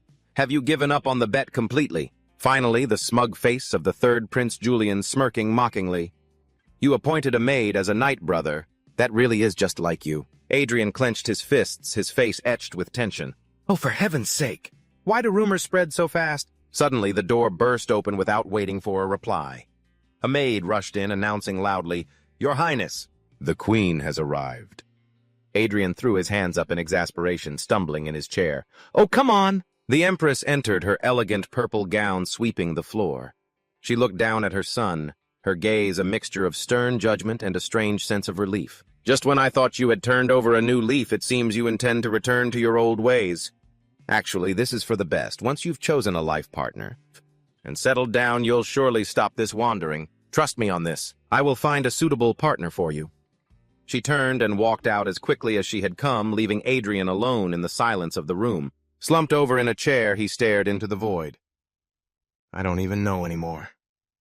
Later, the room was bathed in a soft light. Adelia sat nervously on a chair. She looked up at Adrian, her bright blue eyes filled with hope. So, does this mean I'll have Mana now too? Adrian stood towering over her, his expression gentle yet serious. That's right, a very special kind of Mana. Blue energy began to crackle around Adrian's hand. As he raised it, though the world has completely forgotten the iron-blooded sword, Saint, I haven't forgotten a single thing. Golden flames formed the silhouette of armored boots, walking through the void, the footsteps she left behind, the sword that danced at her fingertips, and the magnificent beat of her very heart. A burst of golden light exploded from Adelia's chest. She felt a warmth she had never known. A notification window popped open. Adelia Bayan has sensed mana. You have successfully transferred mana to Adelia Bayan. The mana has successfully taken form inside the body. A mana core has been created. She looked down at her own trembling hands as golden energy radiated from her body. This is mana. Adrian stepped back. What you just performed is the training method for the mana core. From now on, train by yourself whenever you have the time. Suddenly, Adrian's vision blurred. He staggered forward, collapsing onto the sofa, completely drained of energy. Adelia cried out, "Your Highness, are you all right?" Adrian gripped the sofa cushion, his body trembling. He thought bitterly, to think I'd be in this state just from creating a single tiny mana core. Then he spoke aloud, "I'm just a little tired." Adelia looked at him, her face filled with worry and guilt. Why? Why would you go this far? For someone as lowly as me? Adrian turned his head away. It's nothing. You're dismissed for now. Adelia hesitated. She bowed her head deeply. I swear to serve you with loyalty for the rest of my life. A smirk returned to his face. Just don't forget that I am your master. Adelia looked up, her face radiant with a shocking, intense joy. Yes, yes. She clasped her hands together, truly radiating devotion. As Adrian turned his back to her, his smile faded into a look of sincere concern as he walked away. A dark thought crossed his mind. I'm just afraid you're the one who will forget that. Truly. A few days later, a knight looked at him and spoke. Your Highness, regarding Bernardoli, I hear he's being held by the royal guard as a witness to the recent disturbance. It seems no one is allowed to see him until the trial begins. Adrian blinked in surprise. A trial? Don't tell me I have to attend this trial too. The knight shook his head. The royal family does not have to stand for trial. Adrian brightened, pointing a finger upward. That's good news. But a trial? They're really blowing this out of proportion. Adrian turned to the maid. Adelia, how are things on your end? Adelia flinched. What do you mean, Your Highness? Adrian leaned forward, his gaze piercing. Your mana core. Has it stabilized? Adelia nodded quickly. It has stabilized, Your Highness. Adrian stood up abruptly, shedding his relaxed demeanor. Good. Starting today, you will train with me. Go change your clothes and meet me at the training grounds, and put down that cleaning rag. You're a knight now. The scene changed to a vast stone training ground under a clear blue sky. Adrian was in a simple white shirt and dark pants when a harsh voice interrupted. What the hell do you think you're doing? Adrian looked towards his uncle. Can't you see? I'm warming up. Count Bouvon frowned, his face darkening. Not you. I mean that girl. Adrian glanced at her indifferently. Haven't you heard the rumors? I'm making her into a knight. The Count's patience ran out, his face twisting with rage as he shouted, Is the title of knight so worthless to you? With the way things are now, how can you be so reckless? Adrian clenched his fists, shouting back with equal intensity. Since when did you become such a busybody? If you hate it so much, why did you even come here? Just then, Adelia's legs gave out. Your Highness, 10 laps completed. Seeing the two of them glaring at each other, she spoke up. Your Highness. I apologize, it was my fault. Adrian cuts her off. Forget it, take this. Today I will teach you the most basic stance. He grips his wooden sword, settling into a perfect form. A faint humming green energy shimmers around him. First, get into position and swing like this. The air is torn by a sharp sound. He turns to Adelia. Now you try. Adelia stands up nervously, sword in hand. She mimics his stance, her limbs trembling slightly. Like this. Suddenly her eyes change. Her pupils glow an eerie lime green. Her hesitation vanishes. She swings the sword. It's not the swing of a beginner. The blade slices through the air with terrifying speed and precision, creating a shockwave of wind. Count Bevenhat's eyes widen in genuine astonishment. As Adrian stands frozen, a drop of cold sweat rolls down his cheek. He thinks in stunned silence. She copied it that perfectly. Just from seeing it once, Adelia looks at him, her eyes returning to their normal, innocent, and uncertain state. Was my form correct, Your Highness? Adrian stares at her, a sliver of fear creeping into his heart. Wait a minute. If I let my guard down, she'll surpass me in an instant. He recalls the system's description of her psychological trait. Slave means submission to the strong, not respect for the weak. I already felt uneasy about how that bastard prince tormented her in the past. If she surpasses me now... Count Bevanhat steps forward, stroking his chin. His gaze is fixed on Adelia with newfound respect. I never expected her to possess this level of talent. The Count steps between them, his expression grave. Adrian asks, "Uncle, what are you doing?" "Don't pay any attention to her." The Count ignores him. "You're just a novice who's only held a sword for a few months. You can't control her," the Count declares, his voice low and dangerous. "If you can't control her, then no one can. It's because you..." The image shifts to a scene of blood and carnage. That sword has drunk the blood of the giant king, the mad dragon, and countless other creatures. Gruhan, the soul, manifests at the user's will. Adrian looks up, his eyes no longer human. They glow with a malevolent crimson light. "She is mine. Do not look at her, and do not covet her. I thought I'd hate it if someone took what's mine." But as soon as the words leave his mouth, a sudden change occurs within him. His sense of reality is fading. He can't feel any vitality or life, only an overwhelming sense of cold and darkness. Is this an omen? At this rate, this weak body will be swallowed by Rohan's soul. That's enough. A brilliant blue light shatters the nightmare. The crimson hands crumble and vanish into nothingness. Adrian snaps back to reality, standing in the middle of the training yard, his breathing slightly ragged. He looks down at his hands, the lingering feeling of the abyss fading. The Count speaks in a persuasive tone. "A single ordinary knight can save the lives of 10 soldiers. A single outstanding knight can save 100. That child could save 1,000. Or even more soldiers than that." But Adrian thinks to himself, is that faith? For the great cause of the northern frontier commander. However, he replies nonchalantly, "I don't care." The Count is stunned. Even if she could save countless people, a new voice breaks the stalemate. Adelia steps forward. "Count Bevanhat, my body and heart already belong to His Highness." The Count stares at her, speechless. Adelia continues, her hazel eyes shining with absolute loyalty. "I cannot follow your words, my Lord Count." Adrian watches the scene with a satisfied expression. "It was worth the effort of pulling my soul back. The slave mentality must submit to a higher-ranking entity." Adrian smirks, crossing his arms. "Uncle," it's just as she says, "and Uncle, you don't have anything left to teach me, do you? The goal from the start was just to help me lose weight after all. If you want to keep visiting my palace from now on, don't interfere in my affairs anymore." The Count looks at him for a long moment, his face unreadable, before closing his eyes in acceptance. "I understand." Even after that day, my uncle continued to visit the palace every single day to keep an eye on Adelia, although he couldn't do anything since nagging and interfering were forbidden. Adrian stood to one side, watching and chuckling to himself. It's so amusing to see my arrogant uncle so restless. Suddenly, something catches the Count's eye. Adelia is standing amidst swirling golden embers. Her wooden sword is glowing with an intense, radiant aura. Adrian realizes the situation a step too late. Wait, she's already learned sword resonance. Adrian applauds loudly. "Good, well done." He breaks out in a nervous sweat, thinking to himself, "This fast, I might actually get surpassed." Adelia turns to him, beaming with an innocent, adoring smile. The Count's voice is low and dangerous as he looms over Adrian. "Did you teach her mind magic as well?" Adrian looks away, feigning indifference. "Yes." "Is there a problem?" The Count's patience shatters.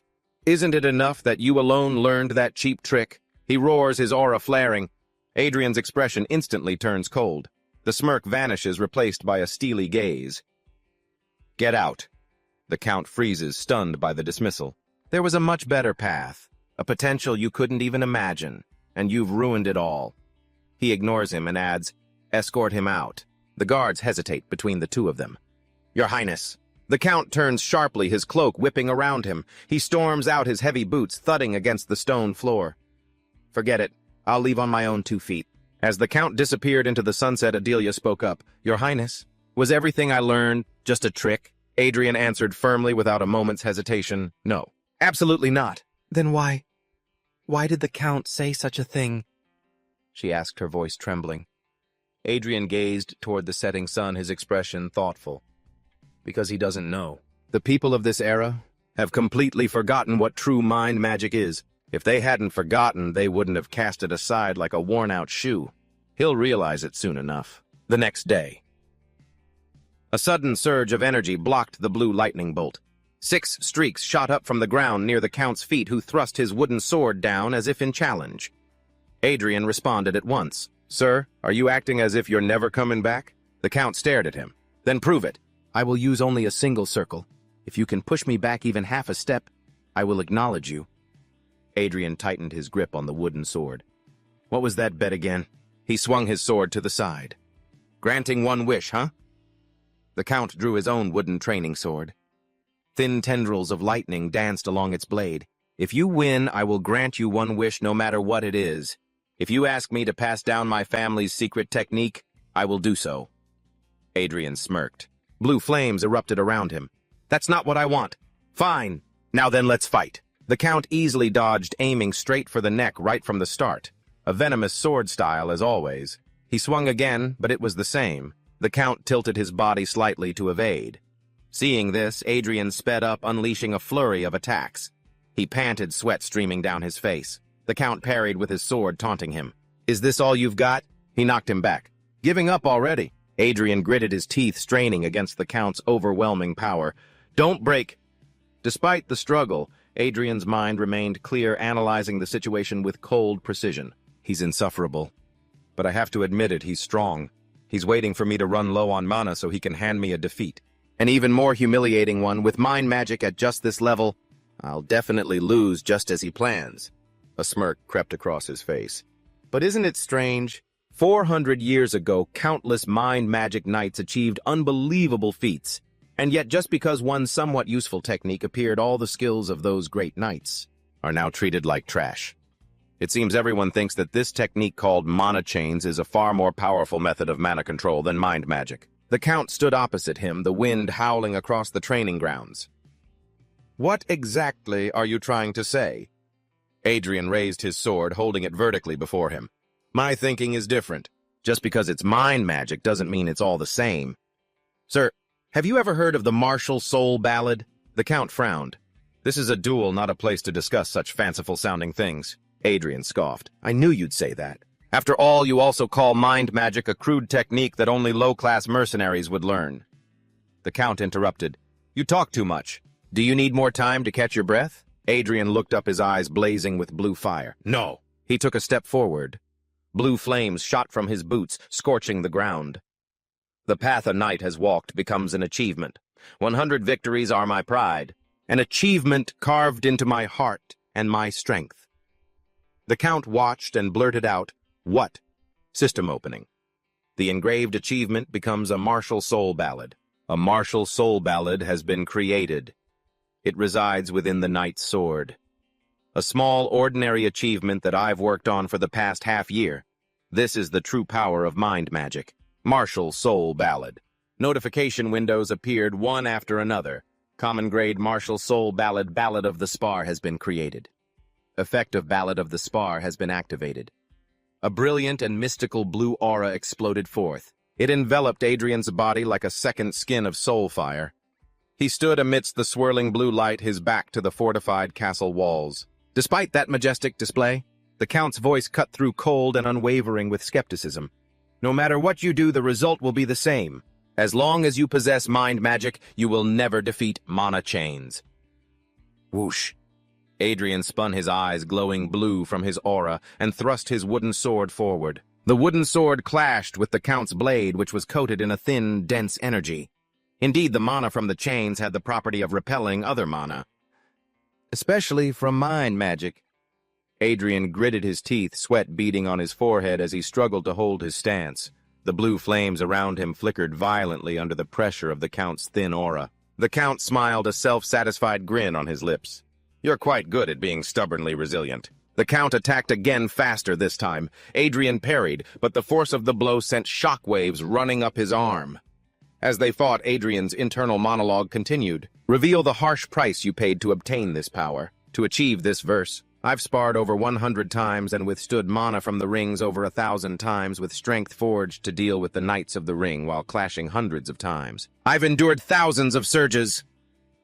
Suddenly, the blue aura around Adrian converges into a massive, sharp pillar of light extending from his sword.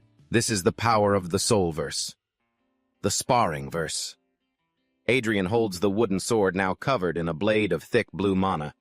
The Count stares at the glowing weapon. His expression shifts from a sneer to a bit of curiosity. Now this might be worth a try. He lunges forward, disappearing in a blur of speed. Their swords clash again, creating a shockwave that blows away the dust. Adrian lets out a sharp breath, coldly parrying each of the Count's blows. The Count thinks to himself, sweat finally appearing on his brow as he parries a particularly heavy blow. I can't believe the brat has lasted this long. Wham! He knocks Adrian back again to create distance. Adrian slides across the stone floor, his boots carving deep grooves into the rock. He regains his footing, panting heavily. The blue flame around him flickers, but never goes out.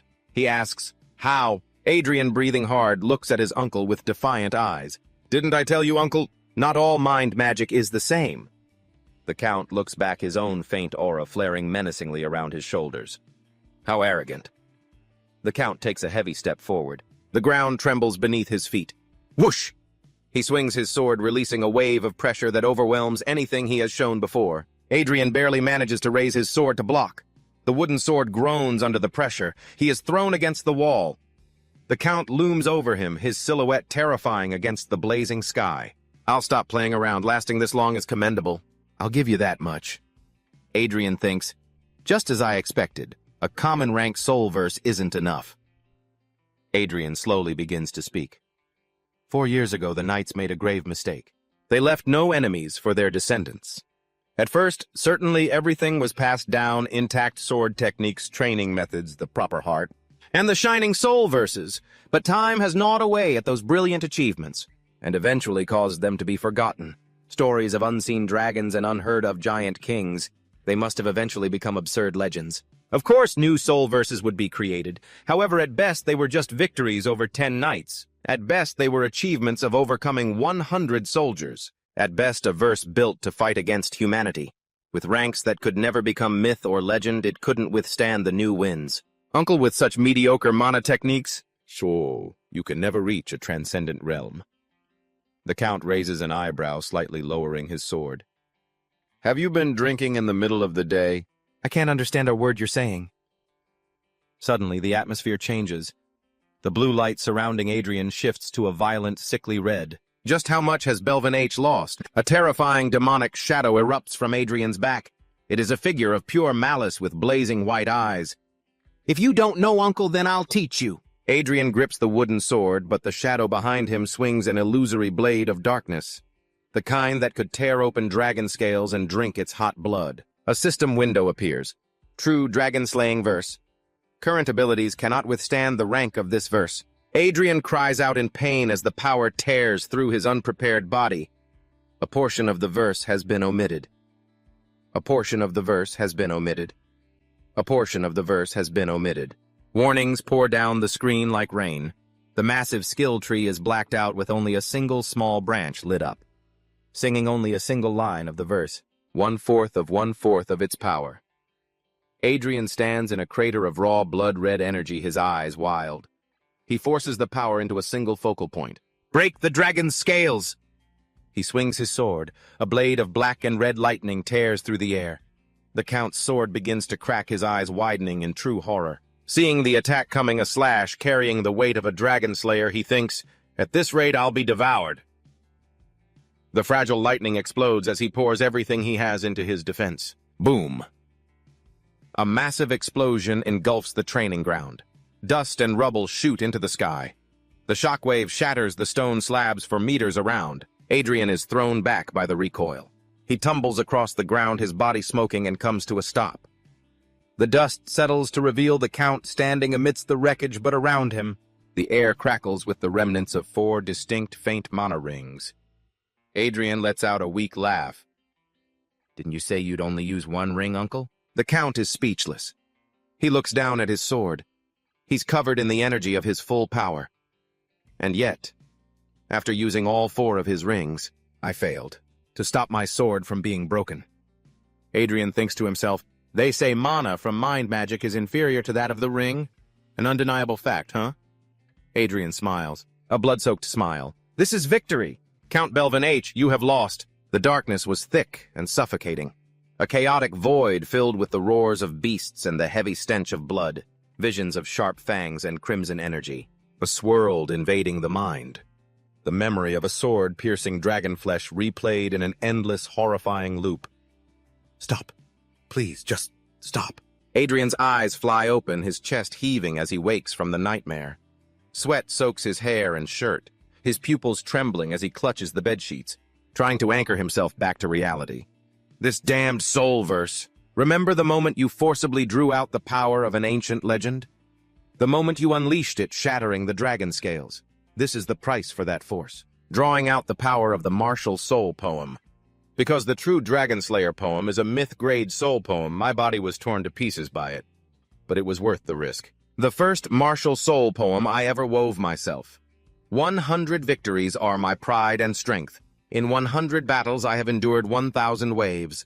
I will stand firm against even greater waves than that. A system window appeared in midair. The sparring poem has leveled up slightly. Adrian smiled, his confidence completely restored. This should be enough to take on those 3 bastard princes. Suddenly the door burst open and Adelia rushed in, her face flushed and tears streaming down her cheeks. Your Highness, you're finally awake. It was absolute chaos after you collapsed like that, Your Highness. I've never seen the Queen so furious before. Adrian sat on the edge of the bed looking more amused than concerned. Serves him right? Ha ha! Adelia continued to wipe her tears.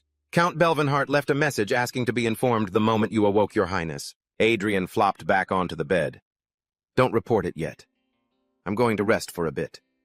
His internal monologue grew grim. If I don't carefully recover my mind from the damage of overusing the soul poem, I will pay a heavy price. Reality and past memories will merge into a chaotic mess, and at some point, the boundary of reality will collapse completely. I'll become a madman endlessly reenacting my soul's moments in an isolated world. To think I'd get trapped in the sword's memories again after finally becoming human. Just the thought of it makes me shudder. Adelia Bayanishi was a great swordswoman. Later that day, Adrian took a bite of food and spoke casually. Since you are a descendant of that same Bayan line, you should have the potential to inherit the martial soul poem she left behind. Adelia bowed her head, humbled and astonished. I never knew my ancestor was such a great swordswoman. And Adrian added, of course you'll need to grow much stronger than you are now to reach a level worthy of that poem. So on that topic, what do you want to achieve by learning the sword? Adelia flinched, her eyes widening. Well, that is, if I could truly become a knight. She clenched her fists, her face flushing with sudden resolve. If I become a knight. Adrian watched her. He chewed his food and waited for her declaration. If you haven't decided, you can tell me later. But Adelia stepped forward, her footing firm as golden flames began to flicker around her boots. Your Highness's... I will become your Highness's sword. Adrian stopped eating. He stared at her, stunned. Some soul poems begin with the sound of a battle horn. Some begin with the first step across a field. And some of their stories begin with a heartfelt vow. She closed her eyes, shouting her oath, to live for you, Your Highness. For my entire life I devote my all to you. A massive surge of golden energy erupted from her body. A system window appeared. Adelia Bayan has dedicated the poem of servitude. Adrian stared at the light. This is Adelia's soul poem. And sometimes a soul poem affects others as well. A new soul poem has been created. Common rank soul poem, Poem of Dominion, has been created. Adrian looked at the brilliant sphere of light in his hand, impressed. The poem of servitude. It's a poem dedicated to a master. It's less a soul poem and more a vow of servitude. That binds 2 souls together, even considering her slavish mentality. To think a descendant of the iron-blooded swordmaster would weave a poem of servitude. He clenched his fist, feeling a new power flowing through him. I've just received some unexpected help. He smirked, a confident and calculating look in his eyes. As long as I'm the target of this poem of servitude, Adelia's growth will benefit me as well. He looked at Adelia, whose face was radiant with a pure smile. Thank you. Adelia was stunned, her face blushing bright red.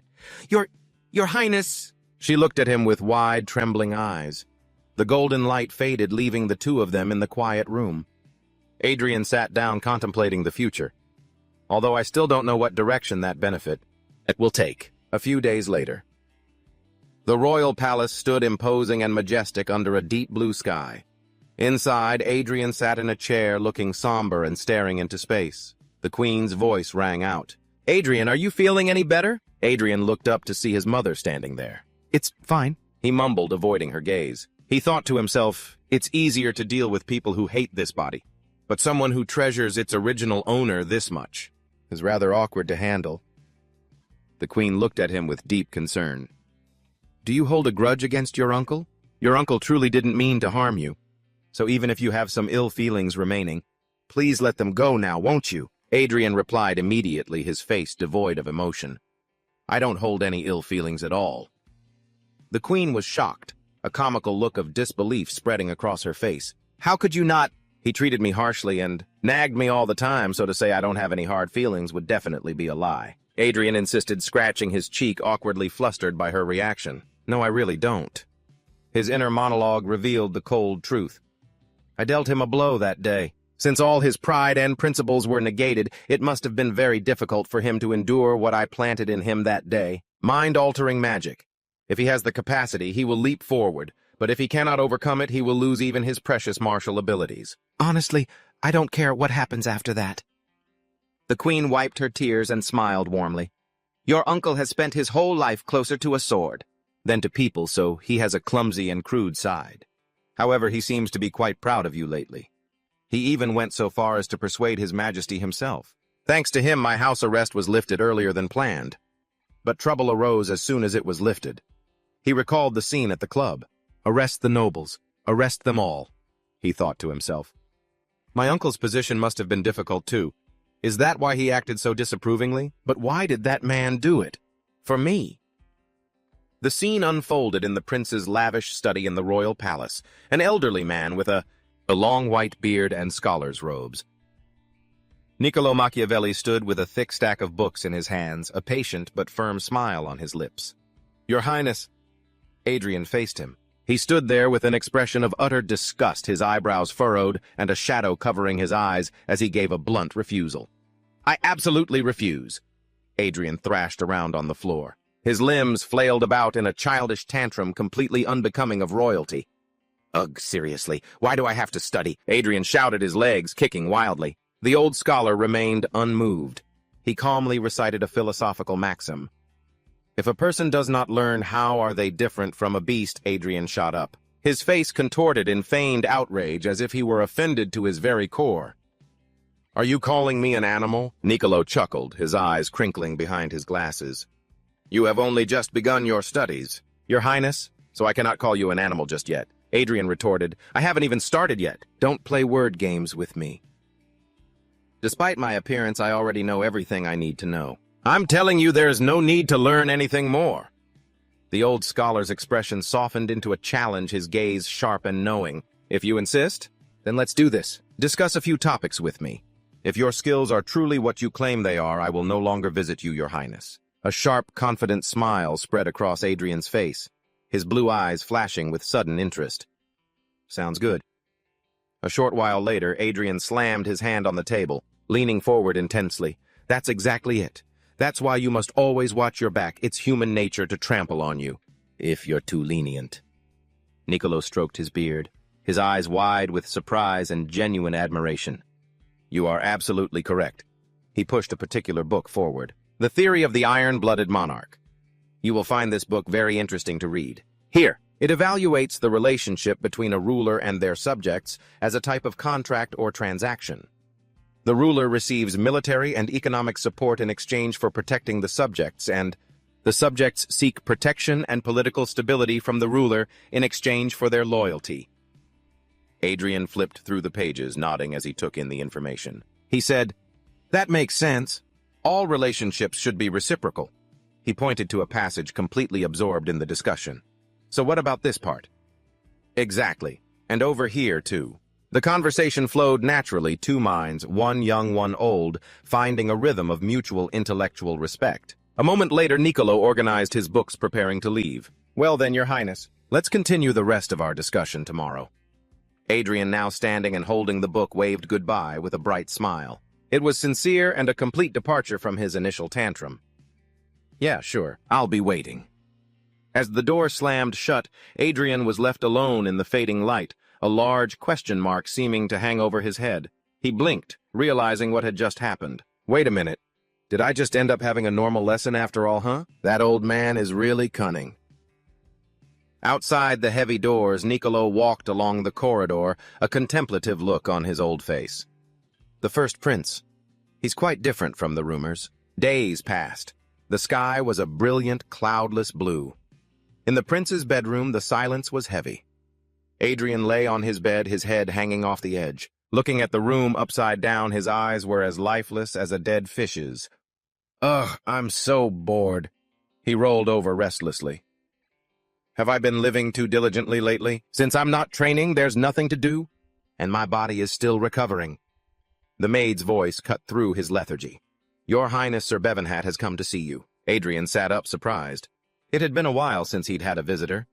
He looked at the maid, Adelia, who was standing anxiously by the door. What should I do? Adrian said cheerfully, swinging his legs off the bed. Yeah, show him in. He thought to himself, it's been a few days since the last duel, so it's about time he paid a visit. The door opened, and Adrian stood up to greet his uncle with a confident posture. But the atmosphere immediately grew heavy. Count Bovenhates entered, his face dark and stern, his expression clearly showing deep guilt. Uncle. Adrian froze. Sweat beaded on his forehead as he read the mood. It seems he still hasn't overcome the inner demon I planted in him at all. The Count stood silently for a moment, unable to look his nephew in the eye. Finally he spoke. His voice was low, heavy with regret. I apologize. I broke the promise I made to myself and wounded you greatly. For that, I have absolutely no excuse. Adrian thought, the reason I have to rest isn't because of his sword aura. It's because I overused the true dragon-slaying verse. Adrian's conscience pricked him. Seeing his uncle's remorseful expression, he told himself that his uncle's position must have been incredibly difficult, having to deal with yet another incident caused by me. The Count looked up, his eyes sincere. So tell me what you desire. If you want this arm, I will give it to you. If you want these eyes, I will give them. Adrian stumbled back, waving his hands frantically in a panic. What would I do with that junk? He looked away, a conflicted expression on his face. Geez. For someone who was supposed to be a master swordsman in the old days to get so hung up on his inner demons, he sighed, conceding. Fine. I'll be magnanimous. I'll tell you my wish then, Uncle. Let me go on a trip. The Count blinked, and the tense atmosphere vanished in an instant. A silence fell over the room. Since your confinement is over, can't you go out whenever you want? Adrian wagged his finger with a mischievous grin. Not just a day trip like that. Somewhere far away. Outside the capital, if possible. The Count stared at him. He considered the request. It'll take some time to arrange with the upcoming banquet. Going too far will be impossible. Adrian shrugged, smiling brightly. That's fine. The Count turned to leave. His demeanor had lightened somewhat. Very well, then. I'll be in touch when the schedule is finalized. He watched his uncle's retreating back. Okay. After the Count had left, Adrian noticed Cax staring at him and asked, What is it? What? Why are you looking at me like that? Cax smiled, scratching his cheek sheepishly. It's just... I'm a little surprised, that's all. I just thought you would make a much more unreasonable demand, Your Highness. Since the Count broke his promise, this was a rare opportunity to capitalize on it in many ways. Adrian looked down, his expression unreadable for a moment. It's just, seeing that stubborn old man act like that, it made me feel sorry for him. Cax's eyes widened in surprise. Then he burst out laughing. Adrian snapped, noticing his retainer's amusement. What? Why are you laughing? You're getting a little too comfortable lately, Cax. Just then the maid gently interrupted, holding a white envelope. Your Highness, the letter you've been waiting for has arrived. The letter read, I have recently made a small achievement. It seems I will be able to visit you soon. I hope you remain in good health until that day. From Awen Kogan. Adrian smiled in satisfaction. Good news at just the right time. About 5 days later, the Count sent word, and 2 days after that, the day of departure arrived. Sunlight flooded the stone bridge as a caravan set off. Inside the carriage, Adrian leaned out the window, looking at his uncle, who was riding alongside on horseback. Uncle, So what's the name of the domain we're visiting? Count Bovenhates sighed, looking straight ahead. Can you really not sit still for a moment? I'll explain, so get back inside. The Count's domain. It's the largest weapons producer for the royal court. There are iron mines within the territory that supply high-quality iron and a guild of artisan blacksmiths to refine it. Adrian leaned back against the carriage seat, a thoughtful expression on his face. I originally planned to just grab a decent sword from the royal armory, but then the king's decree came down. Cax, know that you will be severely punished if you let that boy touch another blade. Cax could only reply, Please forgive me. Your Highness, it is a royal decree. We cannot issue any weapons to you. Adrian suddenly realized. Considering this guy's track record, that's only natural. But anyway, that means if I want a real weapon, I have to get it outside the royal palace.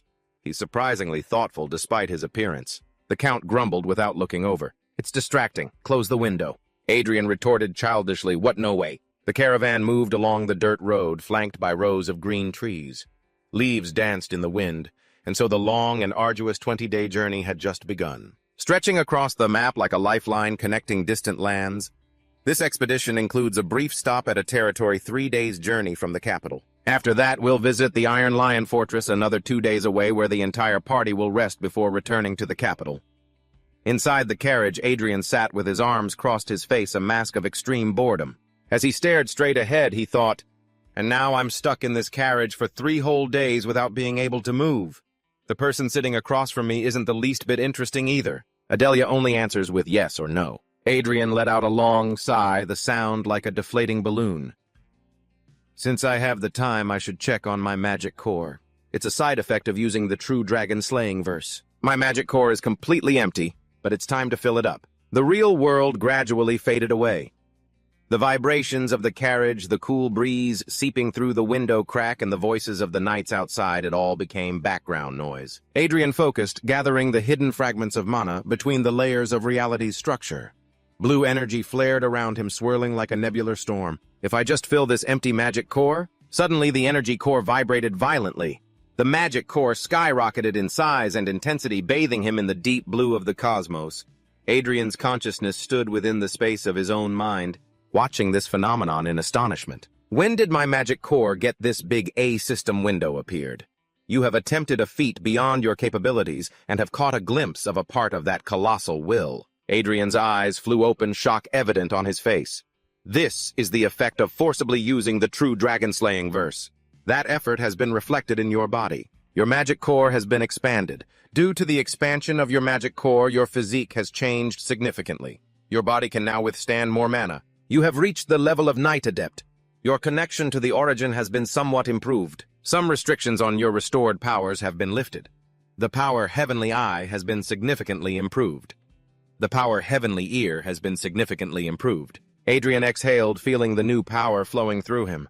I've taken another step forward. The carriage finally came to a stop under the clear, radiant sky of the territory.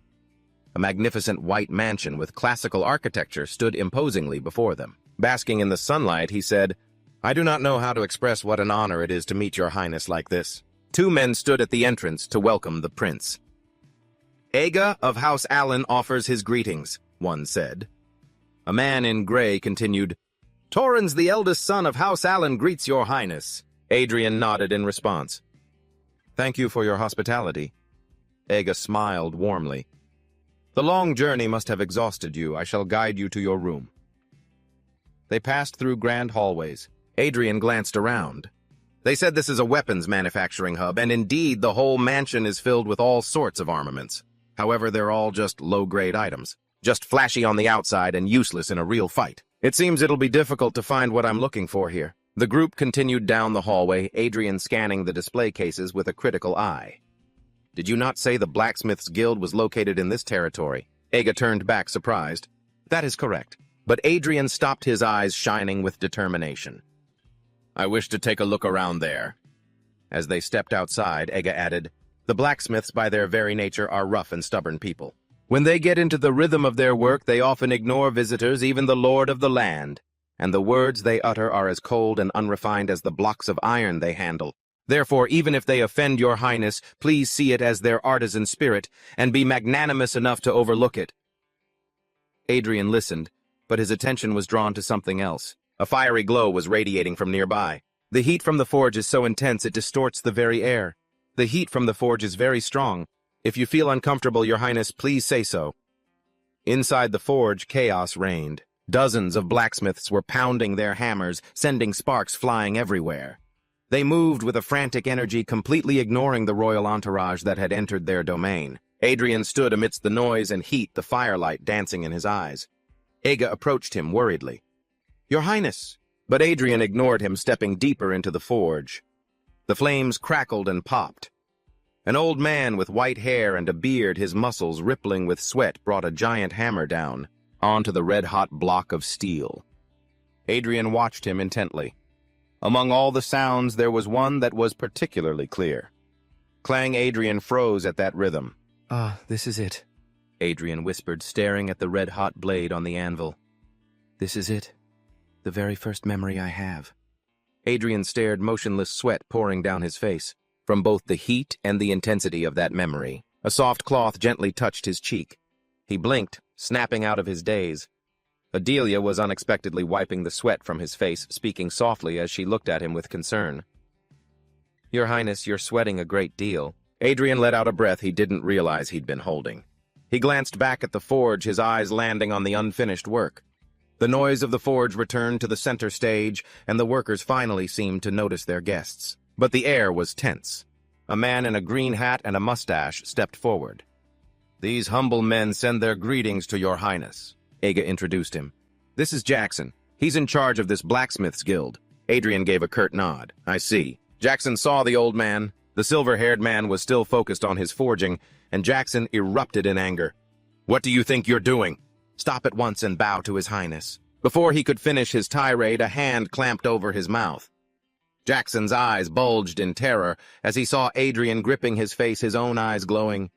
A threatening golden light shone from them as he whispered coldly, "You talk too much." Jackson trembled, falling silent immediately. Adrian released him and looked around the workshop. The other blacksmiths looked exhausted with gaunt faces and eyes full of fear and fatigue. It was clear they had been dragged here, against their will, doing a job I didn't even command. He turned to the workers, his voice full of authority. "The iron will grow cold. Unless you plan on letting the furnace fire go out as well, then by all means just stand there." The blacksmiths shouted, "What are you all doing? Grab your tools!" Another chimed in, "Get on the bellows." The forge roared back to life, but amidst the chaos, Adrian stood still, arms crossed, observing the flames. The old man, immersed in his craft, ignored all the noise. As Adrian drew closer to the anvil, his heart began to beat, in time with the heavy hammer blows. The roaring fire shot up, bathing him in brilliant orange light. "It's just," Adrian murmured, sweat dripping from his chin, his eyes wide and trembling with a mess of emotions. A jumble of awe and familiarity. What the hell is this feeling? The amber sunset washed over the splendid white structures of the domain, creating a warm yet melancholic scene as Adrian walked with Ega. For some reason, for the past 6 months, he's just been repeating the process of forging swords and then melting them down again. Adrian listened intently, his gaze fixed forward as he asked a pertinent question. "Were they failures?" Ega shook his head slowly as if unable to fathom the craftsman's standards. "It's hard to say. Every sword he creates is considered a masterpiece, which is why he's called the Master Swordsmith. Even the swords he's made so far, and seem to me to be completely without flaw. It's a mystery why he melts them all down. Moreover, for the past month he's barely slept, just clinging to his work. He's not young anymore either. Our concern is not without reason." Time passed and several days went by. Inside the sweltering heat of the forge, sparks flew like fireflies in the dark. The rhythmic sound of a hammer striking steel echoed throughout the vast room. The prince visited the forge from early morning until late at night, each day a silent sentinel witnessing the birth of a weapon. In contrast to the tension caused by rumors about the first prince's arrival, what was surprising was that no incidents occurred at all. The old man simply continued his work, and the prince simply stood and watched. And finally, the day of the prince's departure arrived. The moon hung high in the night sky as the last hammer blows rang out, followed by the quiet of the morning. Inside the forge, Adrian stood looking down at the anvil with a heavy heart. He sighed softly. "I had hoped to see it finished." Before leaving, Ega looked at the prince, sensing the sincere disappointment in his voice. "He truly regrets it." Adrian gave a quiet order, accepting the fixed schedule. Let's go. Aga nodded. I understand there is a farewell party tonight, and we must depart early tomorrow. Perhaps that is why.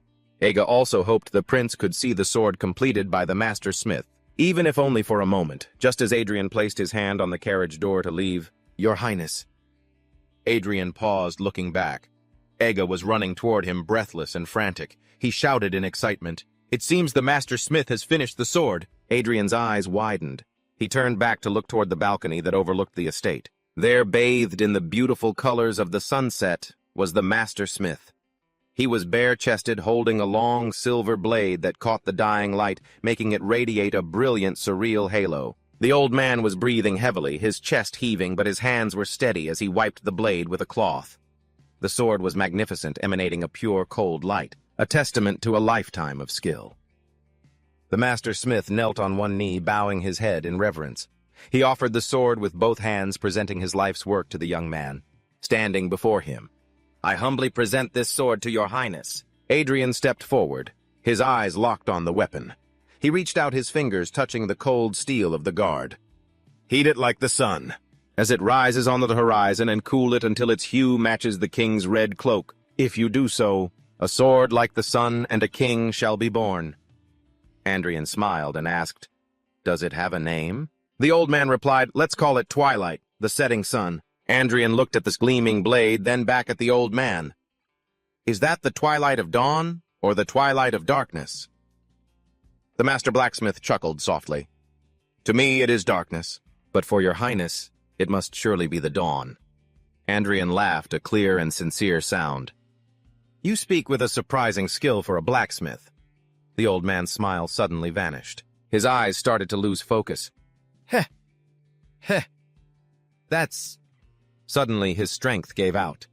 What a relief. The master blacksmith collapsed forward. Adrian moved in an instant. Catching the old man before he hit the ground, Adrian held his frail body. The man stammered, Your Highness! Adrian gave an order, his tone allowing no argument. Inform my uncle. I think I will be staying here tonight. As the night deepened, the moon cast a faint glow over the estate. Inside, the only light was the moonlight filtering through the window. Adrian sat on a wooden chair, next to the bed where the old man was lying. The master blacksmith lay in bed, his breathing labored. The moment your highness stood behind me that day, the sword took shape as if by fate. The sword itself decided the day it would be born. He replied, Is that what you think? The truth is... He leaned in close and said something that made the old man's eyes widen in realization. He stared at the young prince, seeing something far beyond mortal flesh. My God. Then, you are... Adrian calmly met his gaze. Yes, I see. Now I understand. How could I not have understood the heart of this old comrade? He closed his eyes for a moment, gathering his last bit of strength. Your Highness, please, let me have the sword for a moment. Adrian stood up and retrieved the sword. Here it is. He placed the hilt into the old man's trembling hands. The master blacksmith grasped it one last time, feeling the familiar coldness of his own creation. Please, may this sword... The old man looked at Adrian, his eyes full of hope and premonition. Become as great as you are. Adrian placed his hand on the smith's, his expression gentle but firm. It most certainly will. The master blacksmith smiled in satisfaction, letting go. His grip loosened, his hand falling away from the sword. Adrian watched as the chest that had once heaved with the rhythm of the forge lay still. He was gone. Adrian sat alone in the silent room, the moonlight illuminating the serene face of the artisan who had given his all for his final masterpiece. The next morning, the sun shone brightly. Birds chirped in the trees outside the manor. Aga stood there with a radiant smile, presenting a long, lavishly decorated box to Adrian. Inside was a sword, adorned with gemstones and intricate gold engravings, of course. While one cannot simply discuss the value of a sword forged with a soul, I believe it would be inconvenient for your highness. And to use it, I happen to acquire this magic sword to offer to you, your highness. So please accept this one instead. Adrian held the master blacksmith's sword, simple, unadorned, yet incredibly deadly. He drew it slightly, inspecting the blade. It's very good. He thought to himself, even if it isn't high grade, it's a fine mid-grade sword. Aga added, Your highness, about that sword. Adrian sheathed the sword with a satisfying click. He smiled at Aga. A sword forged with the very soul of a renowned master blacksmith. and is already a tremendous gift, and yet you even thought to offer an additional magic sword. Truly, the Allen family's loyalty to the crown is exceptional. Egga's eyes welled up with tears of despair. I was going to use the flashy magic sword as bait to get the master blacksmith's sword back, but now I've just handed over an excellent sword. For absolutely nothing. They departed in a hurry. A commander shouted, "The carriages and infantry will follow at a slower pace. The cavalry will ride ahead at full speed. We're behind schedule, so we must make haste. Hold the formation." The knights roared, "Yes, sir." Andrian stood next to a horse looking at the count. "You seem busy, uncle." "Come to think of it, I didn't see you at all while we were in this territory." The count sighed. "His Majesty gave me a separate mission." Andrian rubbed his chin, thinking. "I guess my little outing wasn't exactly free, was it?" The count continued. "That's right, so you should get ready too.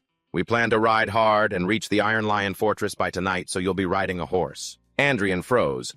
About that. I don't know how to ride a horse." The count looked down, bewildered. Andrian stared at the horse beads of sweat on his forehead as he delivered the punchline to his very existence. "I was originally a sword. How would I know how to ride a horse?" The journey to the Iron Lion Castle was a chaotic experience. It was a series of humiliations for a prince unaccustomed to being on horseback. Andrian threw up a rainbow from motion sickness, while Adelia watched in a panic. There were a few twists and turns along the way, but although it wasn't the half-day journey originally planned, we arrived after a full day. Before them stood a massive stone fortress, its towers reaching for the sky. "So this is the Iron Lion Castle." The rhythmic sound of armored footsteps echoed on the stone ground. Rows of knights stood at attention. A brown-haired man stepped forward. Placing a hand on his chest in a formal salute, Joseph of the Gonrotenga family greets the first prince. Behind him, all the soldiers roared in unison. "The Iron Lions salute the noble blood of Leonbeck." Adrian wore a confident smile despite the overwhelming presence surrounding him, thinking to himself, "Your spirits are running a bit. Too high, don't you think? And the reason is obvious.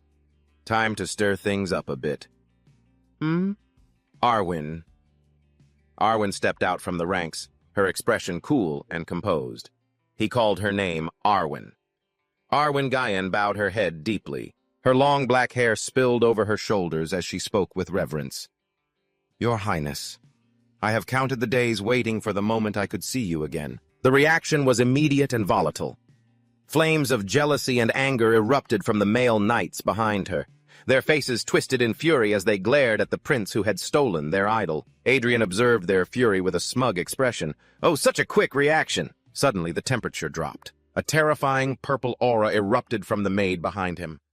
Her eyes blazed with a threatening golden light, her face a mask of pure rage. Adrian flinched, breaking into a sweat as he sensed the danger.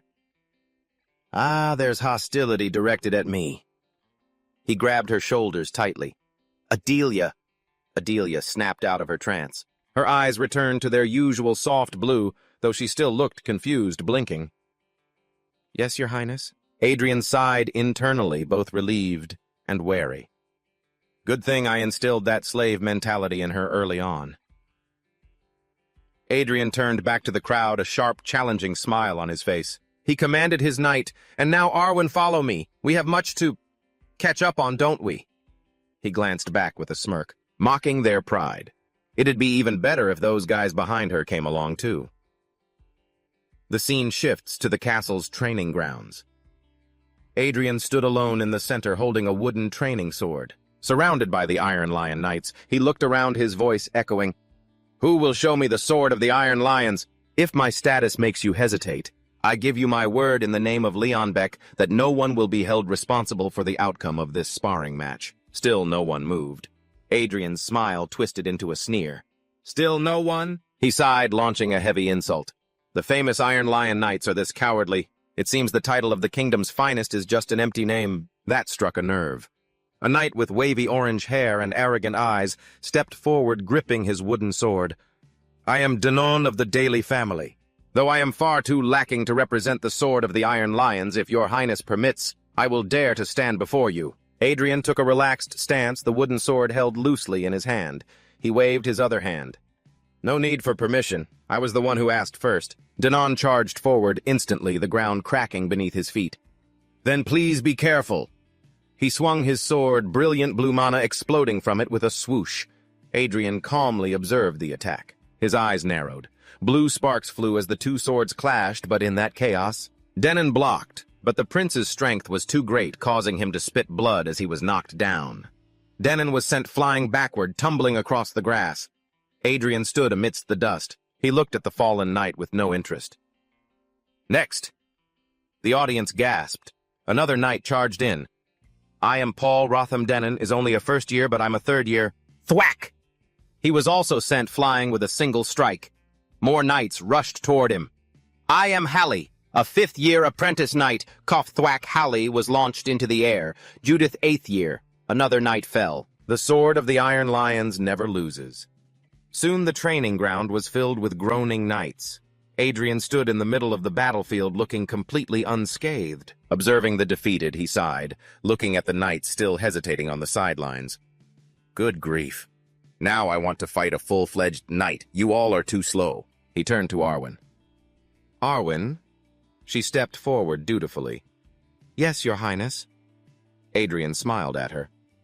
When I return, you will come with me.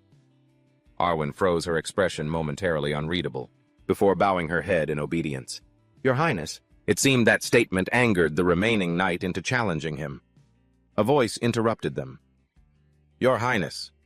Adrian turned to see a tall knight with long, silver-blonde hair and an arrogant expression approaching. He wore the heavy armor of a full-fledged knight. Adrian smirked. Too easy. The knight stopped. I hear Your Highness enjoys a wager. How about a little bet to liven things up? If I defeat Your Highness? Adrian cut him off immediately, refusing. Arwen is not a prize in a tournament. He looked at the arrogant knight. Why not bet something else? Bring the swords. Adrian grasped the hilt of his sword. He drew part of the blade, revealing a glowing blue gem embedded in the pommel. If you win, I will give you this sword right here and now. Arwen's eyes widened in shock. The arrogant knight narrowed his eyes as he recognized the weapon. Arwen grabbed Adrian's arm in a panic. Your Highness, I should be the one, he replied instantly. You are 100,000 times more precious than this sword. He thought to himself, because the value of a swordmaster cannot be compared to a mere sword. She looked at him pleadingly, but seeing his determination, she let go. The silver-haired knight smiled in satisfaction. I understand. Your Highness Dunham of the Fahrenheit family, I am a full-fledged knight of the Iron Lion Order and am on the verge of reaching 3 chains. Adrian looked at him with a bored expression. So that means you're still just at 2 chains, then? A vein popped on Dunham's forehead. He raised his weapon proudly. This sword is the 17th blade created by the artisan known as the Swordmaster. If you win, this sword will belong to Your Highness. Adrian smiled with amusement. Oh, what a coincidence. It's called Twilight. I also happen to have a sword I received from that very same Swordmaster. This is the Swordmaster's 100th creation. Dunham looked skeptical, beads of sweat forming on his brow. I've never heard any rumors about the Swordmaster making a 100th blade. I suppose not, Adrian replied calmly. This was his final work completed just a few days ago. Dunham's eyes narrowed and faint blue sparks began to crackle around his blade. All right, very well. Although Your Highness walks a misguided path of swordsmanship, I can acknowledge the relentless effort behind it. To show a little respect for that, I will go all out in this sparring match. As Adrian stood, relaxed blue flames began to ignite around his chest. A misguided path, you say? He closed his eyes and shook his head. How small-minded. This position was never mine alone to begin with. From the very beginning, the only respect I needed was from my own people. Adelia, watch closely. Adelia gasped, Yes! A massive explosion of blue mana erupted from Adrian. It swirled violently, forming the towering spiritual silhouette of a knight. Behind him, the aura was so overwhelming it overshadowed even the castle towers in the background. This is the path you must walk from now on.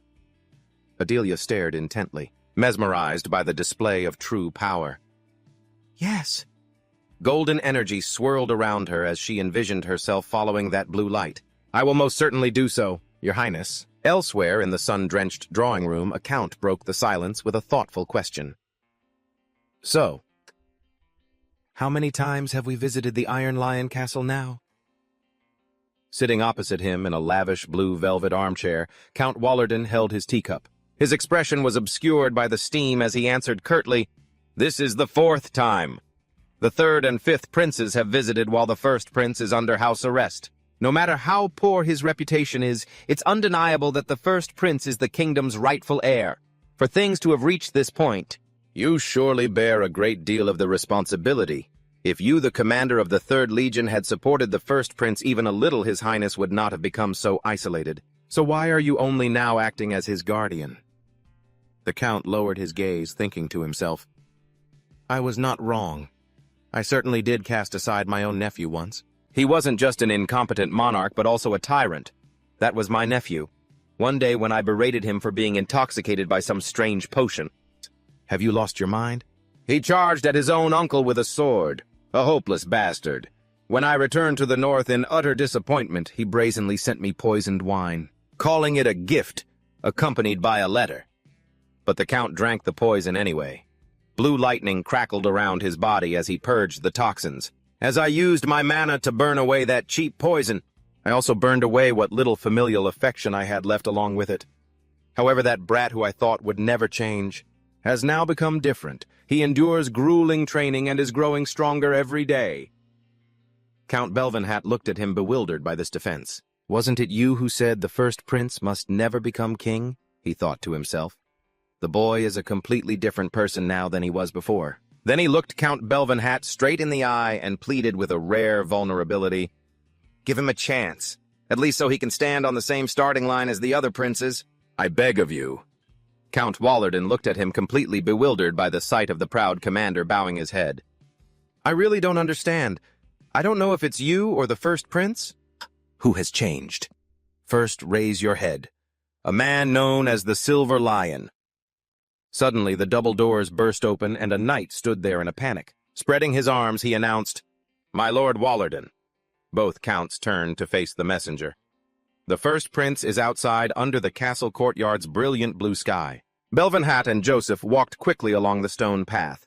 Joseph tried to reassure him. There's no need to worry so much. Dunham knows his limits, so nothing serious will happen. Even in a real duel, he certainly wouldn't beat the prince senseless. Belvenhat walked with a smirk, his hands behind his back. The one you should be worried about right now isn't the prince, it's your knight. Joseph looked at his friend as if he had lost his mind. You've really become strange. You look pale, and now you're spouting nonsense. Suddenly, loud clashing sounds echoed from the courtyard. He was stunned to see a figure fly through the air. The knight slammed into the ground, skidding through the dirt. That's my knight. Joseph's jaw dropped. Dunham. In the center of the training ground, surrounded by a crowd of roaring knights. Whoa, His Highness won again. Even Dunham was defeated, the soldiers shouted in amazement. Joseph stared blankly at the scene before him. What is this? Belvenhat crossed his arms, looking completely satisfied. Didn't I tell you? Adrian wiped a trail of blood from his lip, his eyes burning with intense fire. He isn't the one you should be worried about, Adrian shouted, looking down at the remaining challengers. His body was cloaked in ethereal blue flames. Next, a few minutes earlier. You always said that a true knight starts at 2 circles, Adrian panted. Sweat dripped from his face as the blue flames flickered around his chest. Those words were no exaggeration. The current training stanza isn't enough, he realized, looking at his trembling hands. But I can't bring out the true dragon-slaying stanza just to deal with an ordinary knight. In that case, Adrian's eyes narrowed. The hyper-focus trait activated. The world fell silent. All sound vanished. The charging knight moved as if in slow-motion frames. He gripped the hilt of his sword. This body no longer felt like his own. His left eye burned with a piercing blue flame, a sensation he's had ever since that moment. The knight swung his sword down. At the same time, Adrian launched a counterattack. A torrent of blue energy exploded outward on impact. Adrian's blow was heavy and decisive. The knight was blown back by the sheer power of the mana. A wild smile spread across his face as steam rose from his body. More! He roared again. The crowd of knights went wild, shouting in awe at his power. He got back up again. Adrian charged him head-on, their swords locking together. In a shower of sparks against the backdrop of the towering castle, Adrian spun trailing blue flames and unleashed a strike. He chuckled, savoring the thrill of the battle. The knight defended desperately, and then more knights charged in. Adrian became a whirlwind of blue light, slashing left and right, his sword an extension of his will. The tip of his sword lowered to the ground. The The sun was now setting, casting orange-gold shadows across the training grounds. Adrian stood alone in the center, panting heavily, surrounded by defeated knights. He looked down at his sword, sweat dripping from his chin. The spectators roared, their faces beaming with excitement and respect. Pan has been defeated. That was His Highness's 5th consecutive victory. Deep within Adrian's soul, a transformation was taking place. A figure of light stood amidst a storm of blue energy. Having weathered 1,000 waves across 100 battles, I shall stand firm even before a wave greater than this. Ding, a system window appeared. A new verse has been added to the training poem. Only now do I rise to grasp the sword. The blue energy condensed, becoming brighter and purer. The level of the training poem has become extraordinary. The training poem has changed to match its level. The training poem has become the poem of the duel.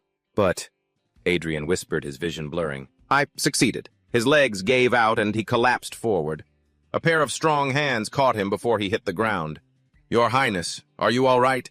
We offer our respect for the victory your Highness has achieved. Around them, the faces of the other knights beamed with admiration in the twilight.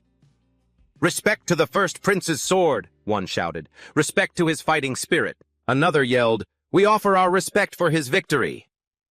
Adrian blinked, confused by this sudden admiration. What is all this? Just a moment ago, weren't they all eager to tear me to shreds? Watching the scene from the sidelines, the Count's expression softened. They are simple men, swords and victory. Nothing excites them more.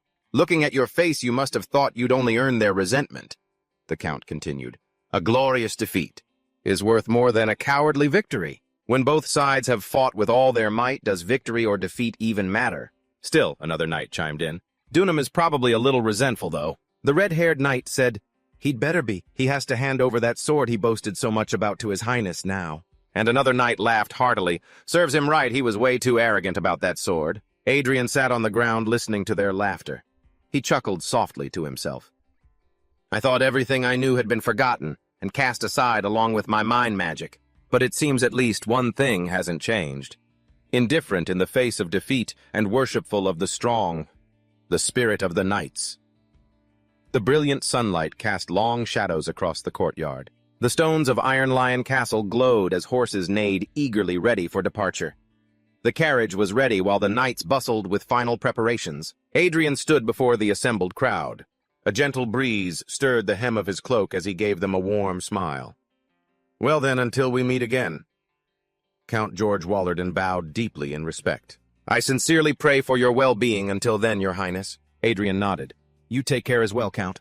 Oh, and Count Wallerden, please keep what happened during my stay here a secret. A virtual question mark floated above Count George Wallerden's head as he blinked, confused, unable to comprehend this strange request. Wouldn't it be to Your Highness's advantage to let everyone know about this? But Adrian just gave a sly, mischievous grin in reply, smirking. There's someone I want to mess with a little. The journey back was long. The convoy stopped in a clearing. It was surrounded by a dense forest. A knight announced, his voice echoing through the trees. We'll make camp here for the night. I'll go scout the area for a bit. Go on, Adrian nodded. Go. He turned and watched her go, thinking to himself, well, Awen will get used to it soon enough. He mumbled, observing the camp activities. A wave of fatigue hit him and he stretched his arms wide. I should probably head inside and rest too. Huh. Inside the tent, a brilliant aura of cleanliness and service greeted him. Adelia stood there, having changed back into her maid uniform, glowing with an inexplicable radiance. Your Highness, you've returned. Adrian stared at her, astonished. His mind reeled at the absurdity of the scene. The person I took in was supposed to be an S-rank sword genius, yet she's still doing things only a maid would do. Adelia noticed his hesitation and tilted her head. You look worried, Your Highness. Is there perhaps something that displeases you? Yes. Adrian collapsed onto the bed, dismissing the thought with a wave of his hand. Never mind. You may leave. Adelia bowed and retreated with an adorably worried pout. Yes, Your Highness. Left alone in the quiet of the tent, Adrian looked up at the ceiling, his mind drifting back to the events at the castle. The Iron Lion Knights. They're really different from what I thought. He recalled the status windows that he saw floating above the knights during sword sparring. Swordsmanship, B. Swordsmanship, C. When I used the power of judgment, Most of the official knights didn't possess swordsmanship talents exceeding B rank. In the past, these were people who would have struggled to even reach the intermediate swordmaster level, even after a lifetime of arduous training. Ordinary people who would have faded away in vain. And yet people like that have reached a realm equivalent to a swordmaster while only in their 20s or 30s. The qualities a hero possesses have declined to an incomparable degree, but the qualities of ordinary people have increased significantly. It's because of the mana chains. He was someone who should have been able to aim for transcendence in the past. That's why I was so displeased when he threw that potential away. However, this is an era where there isn't even a chance to build achievements that surpass the extraordinary level. In the end, it's all due to the flow of time. I must admit it, I don't understand this era. So, I'll start learning from scratch. Suddenly, the sound of applause interrupted his meditation. A voice rang out. That's a good mindset. Adrian looked up, startled. Count Belvenhat stood at the tent's entrance, clapping with a rare look of approval. It's not too late. If you put in the effort from now on, you can achieve your dream. Adrian blinked. What dream? The Count spread his arms wide completely, misunderstanding. Haven't you already captured the hearts of the Iron Lion Knights? If it were the other princes, they wouldn't have been able to blend in with that crowd. So naturally. That was a very wise judgment. Adrian stared at him, his face contorting in a mix of horror and confusion. What? What is wrong with this man? He yelled. Are you insane, uncle? The Count looked bewildered. Don't you remember the terms of the bet I made with you? He immediately retorted, if it's the bet about defeating the three princes that's still... He cut him off decisively. No. Our bet was to defeat a two-chain knight. Adrian had defeated Dunham with his wooden sword. He thought to himself, then I've practically already won that bet. He stepped forward, his voice echoing. I will do as I promised then. As the Count of the Kingdom and the commander of the Northern Army, I will officially support the first prince of the kingdom, Adrian Leonberg. Adrian stared blankly. He thought to himself, what is he talking about? Officially support? Don't tell me. The Count gave a thumbs up towards the tiny tent below. Just trust me. Adrian fumed internally. When did I ever say I wanted to be king? The scene then fades to the splendid white royal capital under a brilliant blue sky. The Count's declaration had become a real bombshell. Voices echoed from every corner. Your Highness, congratulations. Inside the palace halls, knights and maids were beaming. We sincerely congratulate you. This is truly a joyous occasion for the kingdom. The newly appointed royal knights and soldiers created a stir, and the new attendants and servants sent from the palace were just as busy. And I've suddenly found myself at the center of it all. He threw up his hands. God, what a mess. Send them all back immediately. The knight standing silently beside him shook his head. They came by royal decree. Even if I ordered them to leave, they would not listen. Adrian added, then at least get them out of my sight. This is annoying me to death. After his meaningful glance, the maid nodded knowingly. He then took refuge in the high-ceilinged library. He sat on a soft velvet chair, sighing as sunlight streamed through the tall windows. Finally, some peace and quiet. Better yet, bang! The double doors were thrown open violently. Brother, are you in there? Adrian looked at him. Why are you here at this hour? Julian stood with his hands on his hips. You're really good at playing the fool, aren't you? Secretly learning swordsmanship from Count Belvenhat and even revealing such grand ambitions. Adrian looked at him with a blank face. Who learned what from whom? Julian clenched his fists. I was actually planning to at least let you save face, and you pull something like this. I was going to let him lose without too much embarrassment, he replied sarcastically. Wow, I'm moved to tears. He pointed an accusing finger at Adrian, his eyes blazing with rivalry. You've made a huge mistake because I'm going to make you pay dearly for deceiving me. Adrian held his forehead, his face darkening with frustration, thinking, this guy, that guy. I already said I have no interest in the throne. I need to find the mastermind who caused all this. The scene returns to the private quiet of the tent, continuing the conversation with the Count. So, Uncle, I will play along for a time. So please withdraw at an appropriate time because I have no interest in things like the throne. Why did you start all this without discussing it with me? He paused, then asked a sharp question. Are you worried about the Banhat family? The Banhat are the shield that protects the kingdom from the monsters of the northern mountains. The Count smiled confidently. As long as the royal family and the aristocracy don't forget the harshness of winter, Nothing bad will happen to the Banhat clan. Adrian looked at him doubtfully, but also felt a sense of relief. If that's the case, then that's a relief. The Count added, "It's only a matter of time. It's bound to happen anyway. Do you truly not know the fate of a firstborn who doesn't inherit the throne? The situation won't change just because you keep your head down. If you need time to accept the situation, I will give you as much as you like. However, remember this. The legitimacy of the firstborn will not disappear unless you die." Left alone in the tent, Adrian sat in the dim light. "I already told you. No matter how much time you give me, I will not change. What I truly seek is the power and strength that has reached my transcendent realm. Therefore, there's no way I would want something as trivial as the right to the throne." That's certainly what I thought. The scene changes to a later time. The grand doors of the banquet hall are wide open. The room is filled with guests in lavish gowns and suits, and the floor is decorated with golden, intricate patterns. A herald announces, his voice echoing through the crowd, "The legitimate bloodline of the Leonberg kingdom, the firstborn of the royal Leonberg family. His Highness First Prince Adrian Leonberg is now entering." Adrian stepped into the hall. He wore a regal outfit, a high-collared black coat with crimson accents and golden cords. The crowd parted to make way for him, their faces a mixture of curiosity, awe, and judgment, at least until the party began.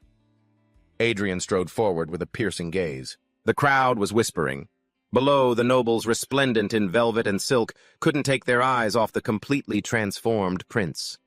A woman gasped, exclaiming, "Unbelievable, such a dignified appearance." He's the spitting image of the king in his youth. Adrian walked down the last few steps with a stoic expression. He thought to himself, "They're making such a fuss just because I lost a little weight, and these are the nobles of the kingdom. What a joke!" Status revealing their true nature. Characteristic heart of a serpent. Ghostly purple-black snakes coiled around the nobles, their scales shimmering with malice. It was the mark of dark karma accumulated by those who prey on others and trample on lives. To think they all carry such filth with them. The only one worth paying attention to is... Adrian recognized him immediately. "You. Since you're here, you should at least come and greet me." He responded immediately. "Oh, Prince, my apologies. I must thank you for the invitation." He observed, thinking, the only one who, though incompetent, is not corrupt. Yes, this will be enough. "As vessels to hold the seeds I will sow from now on." The resounding shout of a guard cut through the whispers, silencing the entire hall. The massive double doors swung open.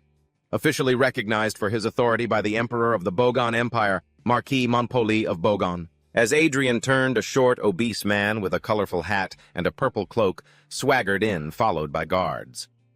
"Ambassador Kuhn of Bogon is entering." That name struck Adrian like a physical blow. "What?" He stopped in front of Adrian, a slick, smug smile on his face. "It's been a long time, Prince." Adrian stared at the man. Bogon. The word echoed in his mind, triggering a violent crimson flashback. The sworn enemy that my comrades and I fought against for so long. From 4 years ago, bearing the name that left countless scars on this country. How dare he stand before me? Suddenly red wine arced through the air, drenching the ambassador's face and his expensive formal wear. Adrian stood frozen. Marquis Billy Fay, an old nobleman with a gray beard, hurried over with a look of horror. "Prince, are you all right?" "I was in such a hurry to greet the prince that I apologize, Your Highness." After Adrian snapped back to reality, he said, "I'll have to go change my clothes." Billy Fay bowed low, sweating profusely. "This old body of mine failed me, and I have committed a grave disrespect." A knight approached Adrian. "Your Highness, I will escort you." Adrian looked at the old marquis who had taken the blame. "Who is he?" The knight replied, "That is His Excellency Marquis Belief." Adrian observed the old man bowing respectfully. "Belief, I suppose. Turns out not all of them are rotten. Thanks to that, my head has cooled down a bit." A moment later, Adrian was wiping his face. The Count opened the door and entered. "I heard there was an incident. Marcus Billyfane said you looked as if you were about to cause some trouble. It seems he wasn't speaking complete nonsense. What in the world were you planning to do?" Adrian replied, his voice firm. "I'm not that reckless. It's just... I simply cannot understand. The cruel Bogon clan flaunting their power right in the heart of the kingdom, and the nobles giving him a sincere respect they don't even show the royal family. There is an atmosphere too tense to be called peace, and a relationship too one-sided to be called an alliance." Adrian asked, clenching his fist. Just when did this country fall into such a state? The Count looked away, a weary expression on his face. It's not a particularly special history. In the past, the kingdom stood firm against countless invasions from the Empire. Outstanding knights came forward to repel the enemy. However, as time passed, the Empire grew stronger and the gap between us widened. A panoramic view shows the Empire's massive, sprawling capital. Model, faced with an empire that had become a superpower, a smaller kingdom ultimately has no choice but to kneel. Adrian's eyes widened as he realized something. Don't tell me. It's because of that. A map appeared showing the small territory of Leonberg completely dwarfed by the vast Bagon Empire. But even as a small country on the border, the kingdom still had something that allowed them to confront the mighty empire. From the nation's very founding, achievements had been flawlessly accumulated. There were ordinary things, and there were extraordinary things, heroic tales, legends, and even myths. The war soul canticles. We've lost all of that. He looked up at the Count, his expression hardening with resolve. Uncle, I've changed my mind. He asked, what do you mean by that? He replied confidently and clearly, becoming king, I'll give it a try. The Count's eyes widened in shock. Adrian thought to himself, I might regret this decision, but it's what I have to do. After all, I helped build half of this country myself. On the second day of the feast, brilliant sunlight shone down on the white stone palace. A voice echoed, the first prince of the Leonberg royal family. Adrian Leonberg is now entering. As Adrian stepped into the hall, he adjusted his jacket, his face showing the utmost confidence. Walking beside him is his uncle Count Bevenhat of the North. Adrian glanced to the side. The nobles bowed, but they all avoided his gaze. This was an incredibly lax formality. It's even worse than how one would treat a foreign noble. His mind drifted back 400 years, to when my comrade in arms stood before the people. No one ever thought he would become king because he was nothing more than a country boy who had run from some remote village. Even among those who had been stripped of everything and cast out, he was nothing special. And yet that boy still stepped before the people, just as I am now. Before the blind flock I stand tall. Notification panels appeared continuously. King's Canticle. Current ability cannot handle the Canticle's level. A portion of the Canticle is being skipped. A portion of the Canticle is being skipped. Using just one verse of the Canticle is equivalent to 1/4. Adrian gritted his teeth, feeling the strain. Compared to the true dragon-slaying Canticle, this much is still bearable, because this Canticle is only at the heroic level, not mythological. Nevertheless, blue flames coalesced above his head, forming a beautiful spectral crown. There is no Canticle more fitting for this situation than this one. The nobles stared, struck silent in amazement. A wave of blue mana swept over them. Even the most corrupt nobles gazed with reverence at Adrian and his cloak of mana, flowing blue behind him, the crown shining atop his head. For now, this is enough. He turned back to the crowd, a dignified smile on his face. You may raise your heads. Suddenly, a stream of dark purple energy cut through the air. Adrian froze. This energy. An elven hood was lowered. A voice echoed, how surprising. To think someone still remembers the Canticles. Adrian's face went pale. He stared at her in horror. Why is that crazy bitch here? The most beautiful creations ever molded by God. A world within an illusion appeared with brilliant, pure sunlight filtering through the lush green canopy of a great ancient forest. A benevolent race that would never harm even the smallest of creatures. The gardeners of the green forest, with a lifespan of 300 to 1,000 years, that is all that people commonly think when they hear the word elf. However, the reality is that they are a cruel race, one that always uses its beauty as a lure to destroy its enemies. The high elves, and those born with the rank of hero from the cradle, are the most dangerous of them all. Inside the vast, hazy hall, Adrian was facing the very embodiment of that danger. He stared intently at the silver-haired elf woman. Draped in a luxurious purple robe, his mind was racing with anxiety. Not only that, this isn't even a normal high elf. Having lived for nearly a millennium, she's a grand high elf. Her name is Sigrun the Magic Sword Dancer. She was a member of the expeditionary force that slaughtered the Mad Dragon 400 years ago. A terrifying memory from 4 centuries ago suddenly flooded Adrian's mind. She was crazed, covered in blood, reaching for a magnificent sword with a maniacal smile. That sword was Adrian's past life. She asked with a twisted obsession, "If your master dies, will you come with me?" I'll make sure you're never bored for the rest of your life. So what if you're just a sword? I desire you more than anything, especially because you are a sword. Back in the present, Adrian stared at her cold sweat beading on his face.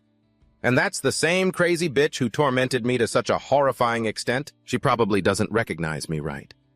Even though I just recited the king's canticle, something she knows so well. Her face drew close to his, her expression filled with curiosity as she asked, "Have we met somewhere before? How strange. Why does your highness give me such a familiar feeling?" Adrian tried to keep a rigid posture to hide his panic, replying, "This is the first time I have ever seen an elf with my own eyes." Oh, is that so? She asked again. Without a hint of hesitation, Adrian replied, "It is." Sigrun gently tapped a long, slender finger on her chin, her eyes narrowing. Adrian maintained a polite smile, but his lips were pressed into a thin line. Inside, he was terrified. He swallowed hard, realizing the gravity of the situation. Liar. Even 400 years ago, Sigrun was one of the strongest beings I had ever met in my entire life as a sword. There's no telling what kind of monster she has become now. Sigrun broke the silence, her voice smooth and calculating. When a human first sees one of us, they usually have one of two reactions. The vast majority become enchanted. But those who have reached a high level in martial arts feel a sense of unease. However, from what I can see, it seems your highness has not yet reached that level. Adrian reacted quickly but calmly. My tastes are just a little particular. Sigrun fell silent. Her eyes locked on his as if searching for a crack in his facade. After a tense standoff, Sigrun pulled up the hood of her cloak. Pulling it over her silver hair, she turned and walked away. She left behind a brief message. "It was a pleasure meeting you." As she walked down the brightly lit hallway, Adrian watched her back, his face pale and covered in a cold sweat. He let out a long sigh as if a massive weight had been lifted. For now, I've survived. A short while later, he faced the pathetic lineup of candidates the Queen had assembled for him. The Queen's voice rang out, "Too small!" Another woman was hiding a frightened little girl behind her skirt. "This one won't even dare to look me in the eye!" A burly woman, who looked fierce, was glaring at him with fire in her eyes. The Queen immediately commented, "Is she here to pick a fight?" A child sat blankly on the floor. Another one too small, this won't do at all. He even saw a dog and a wooden doll in the lineup. The Queen held her head in despair, exasperatedly lecturing him. "This is an occasion to choose a crown princess for the prince. You can't expect them to be like the women you normally associate with. A future crown princess must be wise, benevolent, healthy, and come from a respectable family." Suddenly, another voice called out, "The Elven delegation requests an audience with your majesty." Sigrun stepped forward and bowed gracefully. "I am Sigrun of the Mistletoe clan. I extend my greetings to the beautiful Queen Margarita." The Queen smiled warmly, completely unaware of the danger. "It has been a long time. Since our kingdom has had a visit from the elves, I must say this is quite a surprise." Sigrun straightened up, addressing the Queen directly. It seems to me, your majesty, "That you are searching for a woman to be the prince's partner. Is that correct?" The Queen replied, "You've guessed correctly." A confident smile played on Sigrun's lips. "I am, of course, a high elf. In human terms, that makes me equivalent to a noble from a most illustrious family line." Adrian glared at her, his anger simmering beneath his sweat. What the hell is she scheming, he thought. Sigrun continued her flawless presentation surrounded by a radiant aura. "And as for my age, it just so happens to be not that far off from His Highness." A miniature version of Adrian was screaming frantically in his mind. "Liar! We're nearly 1,000 years apart. How can she lie so brazenly without even batting an eye?" She added, "I've heard that an elf of eternal beauty makes for an ideal partner to a human, no. And there are also those who always stay by my side and follow me. In human terms, they are like a company of knights. In fact, from the very first moment I saw His Highness, I felt that my destiny and his were intertwined." Adrian's face lost all color, his pupils shrinking in absolute horror. He knew the terrifying truth about her race. He thought, elves never lie about destiny and bonds. That means everything she just said, she truly believes it. Suddenly, the main hall erupted in a commotion. The Queen touched her cheek in astonishment, whispering, "Oh my goodness." The nobles began to buzz with chatter. "Come to think of it, I've heard, that elves take destiny very seriously. Does this mean we're about to have a marriage alliance with the elves?" Good heavens. Adrian realized he had to stop this insanity at once. He strode forward and forcefully grabbed her wrist, pulling her out of the great hall, his face a mask of fury. "We need to talk for a moment." A noble shouted from behind them. "How disrespectful." Adrian dragged Sigrun into an empty room and slammed the heavy wooden door shut. He released her and turned back, his blue eyes cold and questioning. "Sigrun, state your true purpose?" Sigrun rubbed her cheek, smiling with false innocence as she replied, "I only came to strengthen the friendship between my clan and the kingdom, you know." Adrian's face grew even darker. He refused to play her game. "I will ask again. Elder of the elf clan Sigrun." Her eyes widened slightly. Surprised that he had stripped away her mask, he revealed her identity, an executioner who has handled the dirty work for her family for hundreds of years, the Sword of the Mistletoe clan. "Are you here to investigate? Or to carry out a sentence?" Sigrun's innocent smile vanished, replaced by a threatening smirk. "How interesting," she said. "How do you know about me?" Adrian stood his ground, silent and resolute. He analyzed the terrifying threat before him. She was likely a monster whose power his current self, he couldn't even begin to comprehend. The fact that she felt destiny from him meant her own rank was high enough to perceive a piece of the other past inscribed upon his soul. Sigrun stepped closer, shadows writhing around her like venomous snakes. She taunted him. "You know that I am an executioner, and yet you still don't realize how foolish it is to remain silent in front of one." Adrian didn't flinch. A confident smile cut through the oppressive darkness. He shot back, "Oh, I know it very well. Just as I know that running your mouth in front of an executioner is equally foolish, so cut the games. Sigrun, do not interfere with my destiny." Adrian quickly formulated a survival strategy. He thought, right now she's only mildly curious about me. If I can just maintain the status quo, the fate of a lowly human is to be torn to shreds by this mad elf woman. It's better to spark a greater interest. I must become a gourmet delicacy. Something so precious needs time to ripen and be savored, too valuable to just be tasted and then discarded. Sigrun leaned forward, her eyes wide with genuine interest. She asked, "Who are you really?" Adrian created a cover story answering, "For now I am just a pitiful prince cast aside by my own father." She pressed him, "And what about the real you?" He said, "Who knows? If you're so curious, then just wait and see." She stared at him intently. "I knew there was something strange. I kept wondering why I was sent on such a trivial mission. There was no reason or meaning to it at all. But now I know why I was sent here.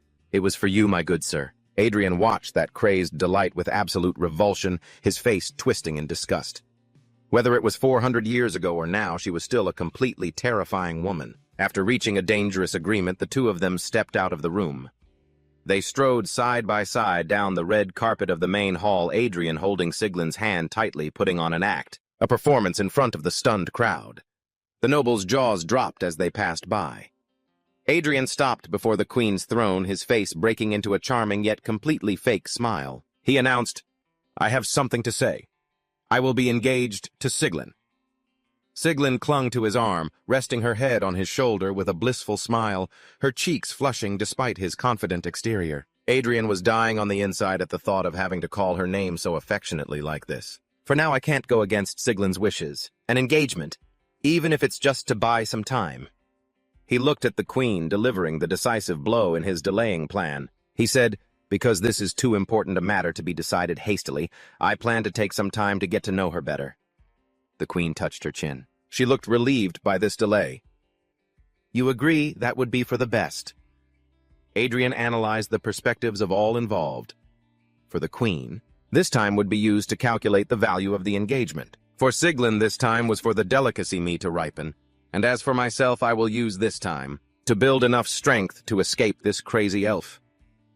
In a lavishly decorated office, the air was thick with pure rage. "The third prince?"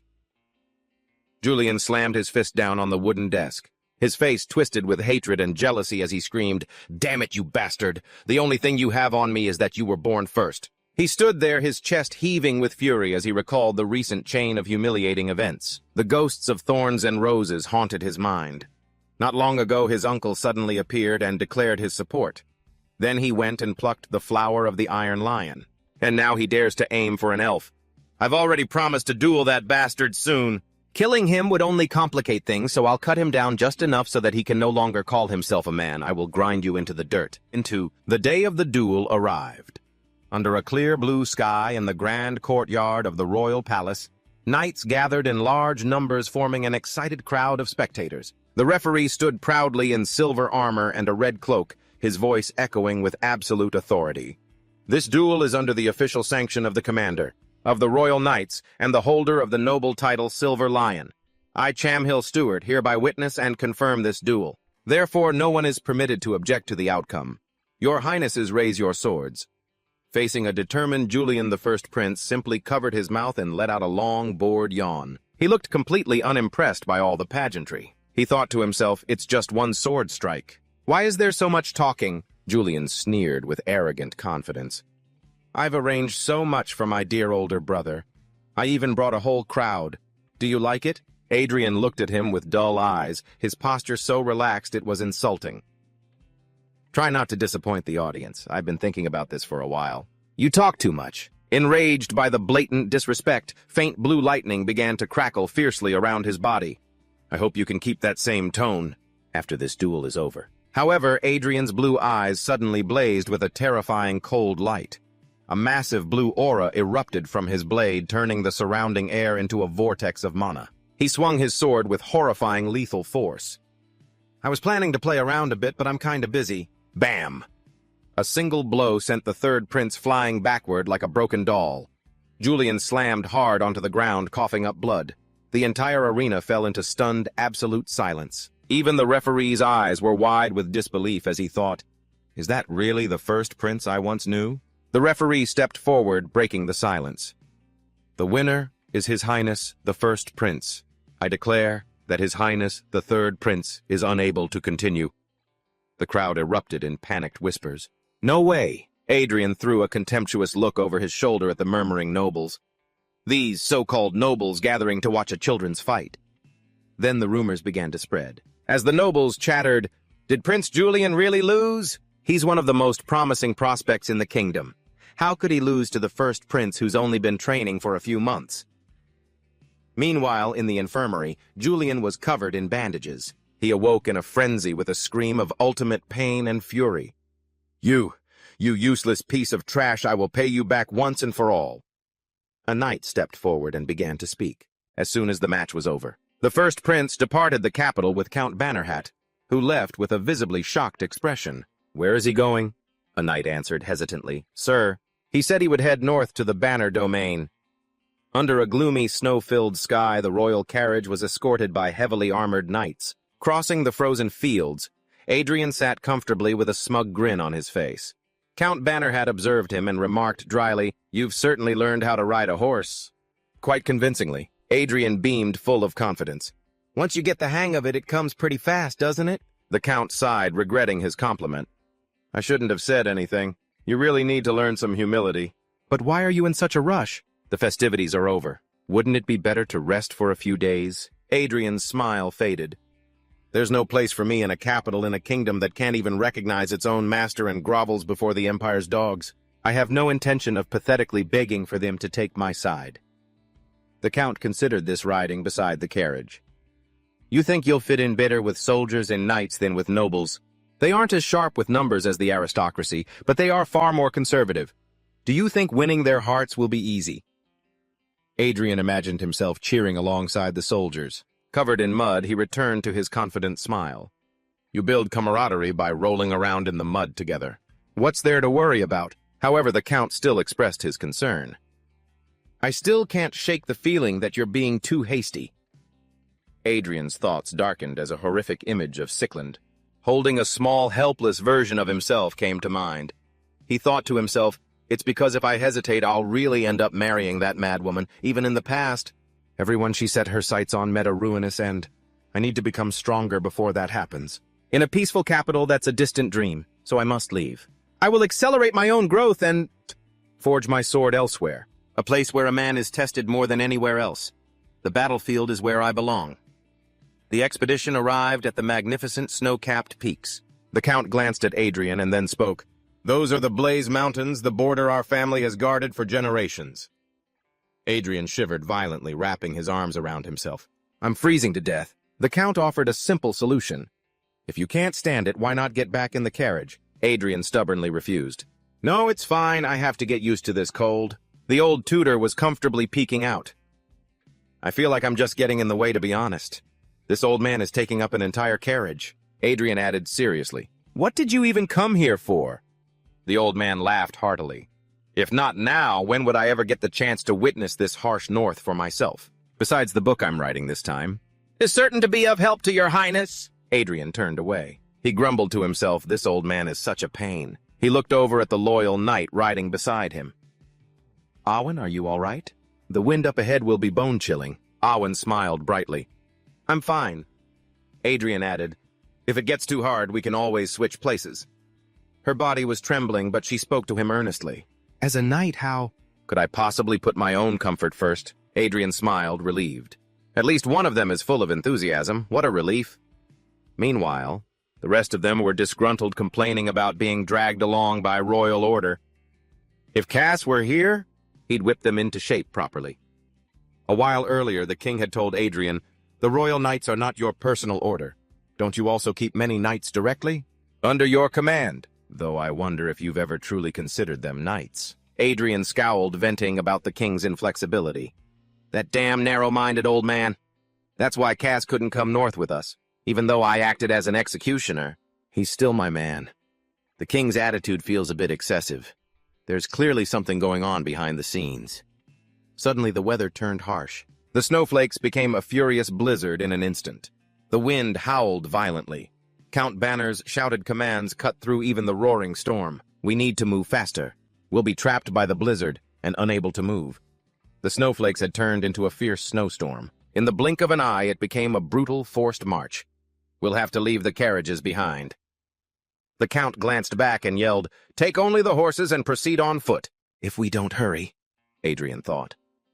A mana-infused shout cut through the howling wind. Adelia, he called out, holding out a hand to guide her. She took his hand, her face flushing. Your Highness, thank you. As the chaos grew, Awen stepped forward to check on him. Your Highness, are you all right?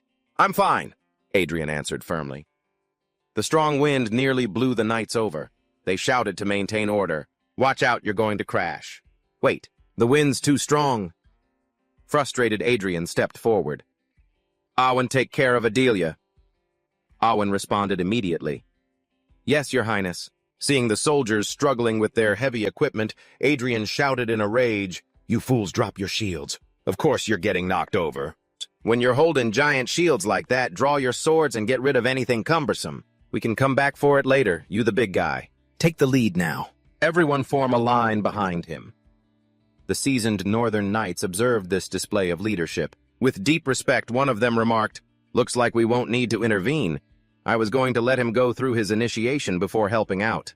Does His Highness have actual combat experience? The march continued, testing the limits of human endurance. A single step in that blizzard felt as heavy as lead. A soldier collapsed in the deep snow. The knights panicked. Your Highness, a soldier has fallen behind. Without a moment's hesitation, Adrian roared, Out of the way! He pushed through the ranks and hoisted the unconscious soldier onto his own shoulder. What are you doing? Just keep marching? The knights were stunned into silence. Yes, Your Highness. Gasping in the biting cold, Adrian cursed the sky. This damn blizzard. If you're going to stop, then just stop already. And as if in answer to his iron will, the storm suddenly and magically vanished. The clear blue sky returned as if it had all been a lie. Before them stood an awe-inspiring massive fortress carved into the very heart of the mountain. Count Banner stepped forward, striking his fist against his chest in a proud, resounding salute. As the rightful ruler of Banner and commander of the kingdom's 3rd Legion, I welcome the visit of the first prince. Adrian looked up. A radiant, confident smile spread across his face. The Countess smiled in return, her scarred face softening with sincere warmth. I sincerely welcome you to the East Fortress. The cold wind howled through the desolate peaks of the Blaze Mountains, whipping around the colossal stone walls of the fortress in the northernmost part of the kingdom. This was the East Fortress, a harsh and unforgiving citadel. It was built to stop the wave of monsters pouring out from the treacherous peaks. For the common soldiers, this was a living nightmare. They gritted their teeth, their breath turning to smoke in the freezing air as one of them lamented, It's brutally cold. Dangerous, and the survival rate is the worst. This is a place I never want to set foot in a second time.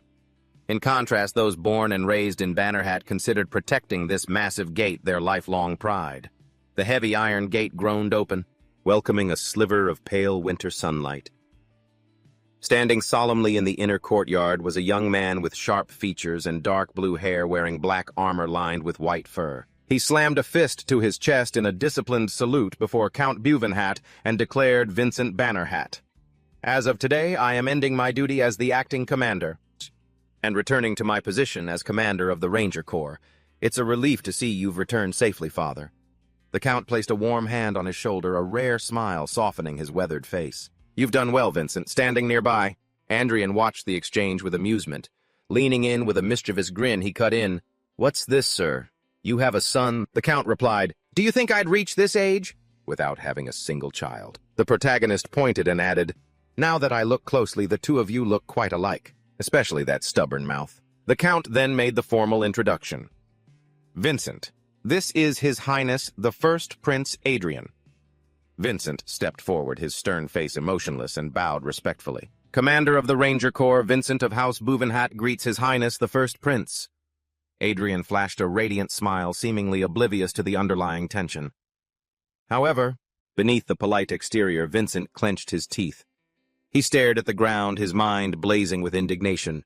The East Fortress is a bastion for true warriors, men who cast aside their lives for a higher cause. This is no place for some spoiled brat kicked out of the capital to come and waste time. Why did Father bring this person here? Later, Vincent confronted his father. Father, what exactly is going on? It is just as you've heard.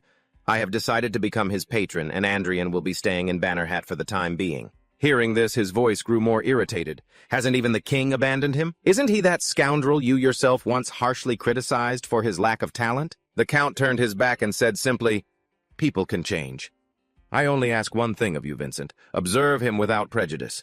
In the dimly lit strategy room, Count Buvenhat asked, How goes the subjugation of the monster tribes? Vincent reported, We've been steadily reducing their numbers, but many areas have yet to be cleared. Now that you're here, we will proceed in earnest, so the remaining force is the Ranger team. The problem is the Oros. A group of under 20 Oros has settled near the mountain pass. With numbers like that, it's difficult to deal with them using only the Rangers' bows and arrows. Andrian unexpectedly interjected, raising it to the light with a dangerous smile and declaring, Here, I'll take care of it. A knight standing opposite him said, Now, Your Highness, the creatures of the Blade Mountains are not like ordinary orcs, Vincent added. If something goes wrong, it could disrupt the Rangers' operations. He glanced over, addressing the Count. The Count remained silent for a moment, observing Andrian's unshakable confidence, then asked Vincent about the Oros's strength. Vincent, what are the official numbers and strength of the Oros? Vincent replied, So far we've confirmed a maximum of 20. No Oros warriors or shamans have been seen, but their presence cannot be ruled out. The Count looked back at Andrian with a knowing, challenging smile.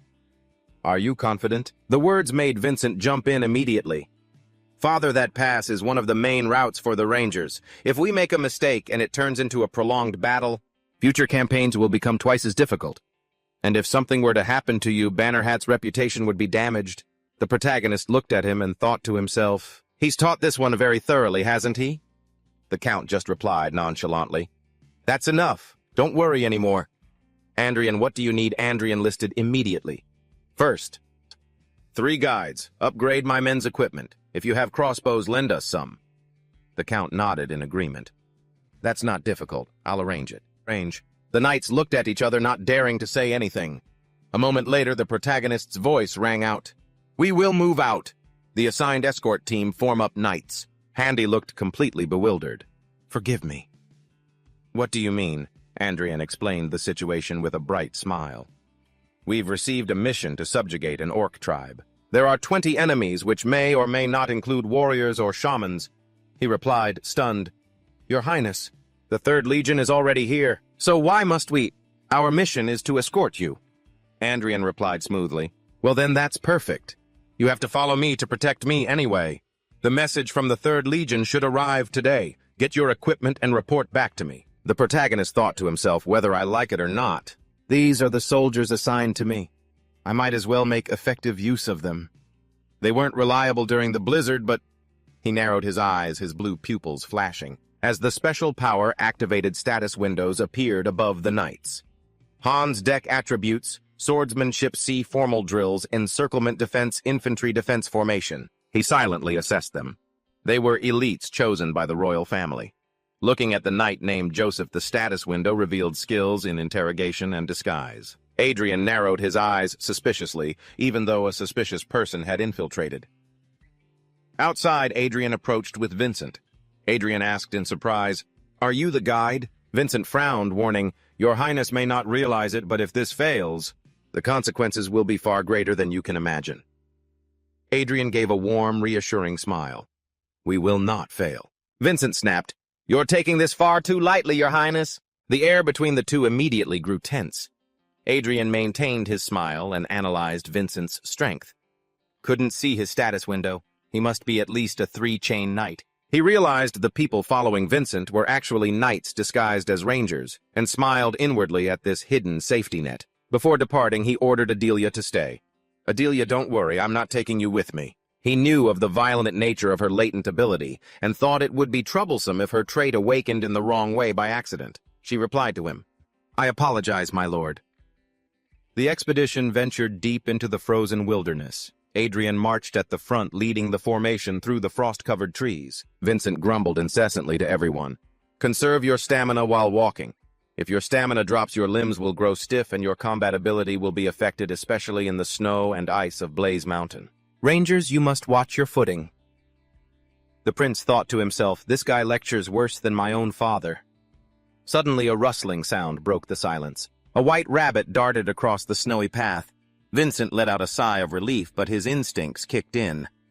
He raised his copper binoculars, scanning the dense tree line ahead, and he saw a horrifying sight. A group of massive orcs with glowing red eyes were gnawing on a bloody corpse. Vincent urgently reported to Adrian, "There's a group of orcs up ahead. What are our orders?" Adrian didn't hesitate. He raised a gloved hand and gave a cold command. "Load!" Behind him, HNDE and the other knights immediately raised their heavy crossbows. Awen drew her sword with focused determination. The metallic sounds echoed through the quiet forest, alerting the orcs to their intrusion. Adrian stepped forward. The cold wind whipped through his golden hair, his blue eyes burning with a fearsome, predatory light. With an excited smile, he whispered to the monsters, "Hello there. Long time no see." Without looking back, he lowered his hand and ordered, "Fire." Crossbow bolts tore through the frigid air, piercing the orcs with brutal force. Blood splattered across the snow as the monsters roared in pain and fury. The surviving orcs, wielding crude weapons, charged straight toward the formation. Adrian did not retreat. Instead, he drew his longsword and charged forward, his heavy footsteps thudding on the ground. A resonant roar filled the air, thick with bloodlust and the scent of blood. What I've missed, what I've remembered, what I've craved. This is amazing. The atmosphere of the battlefield facing the monster vanguard head-on. "Prince Adrian!" Awen screamed in desperation, worried for the prince's safety. Adrian completely ignored her.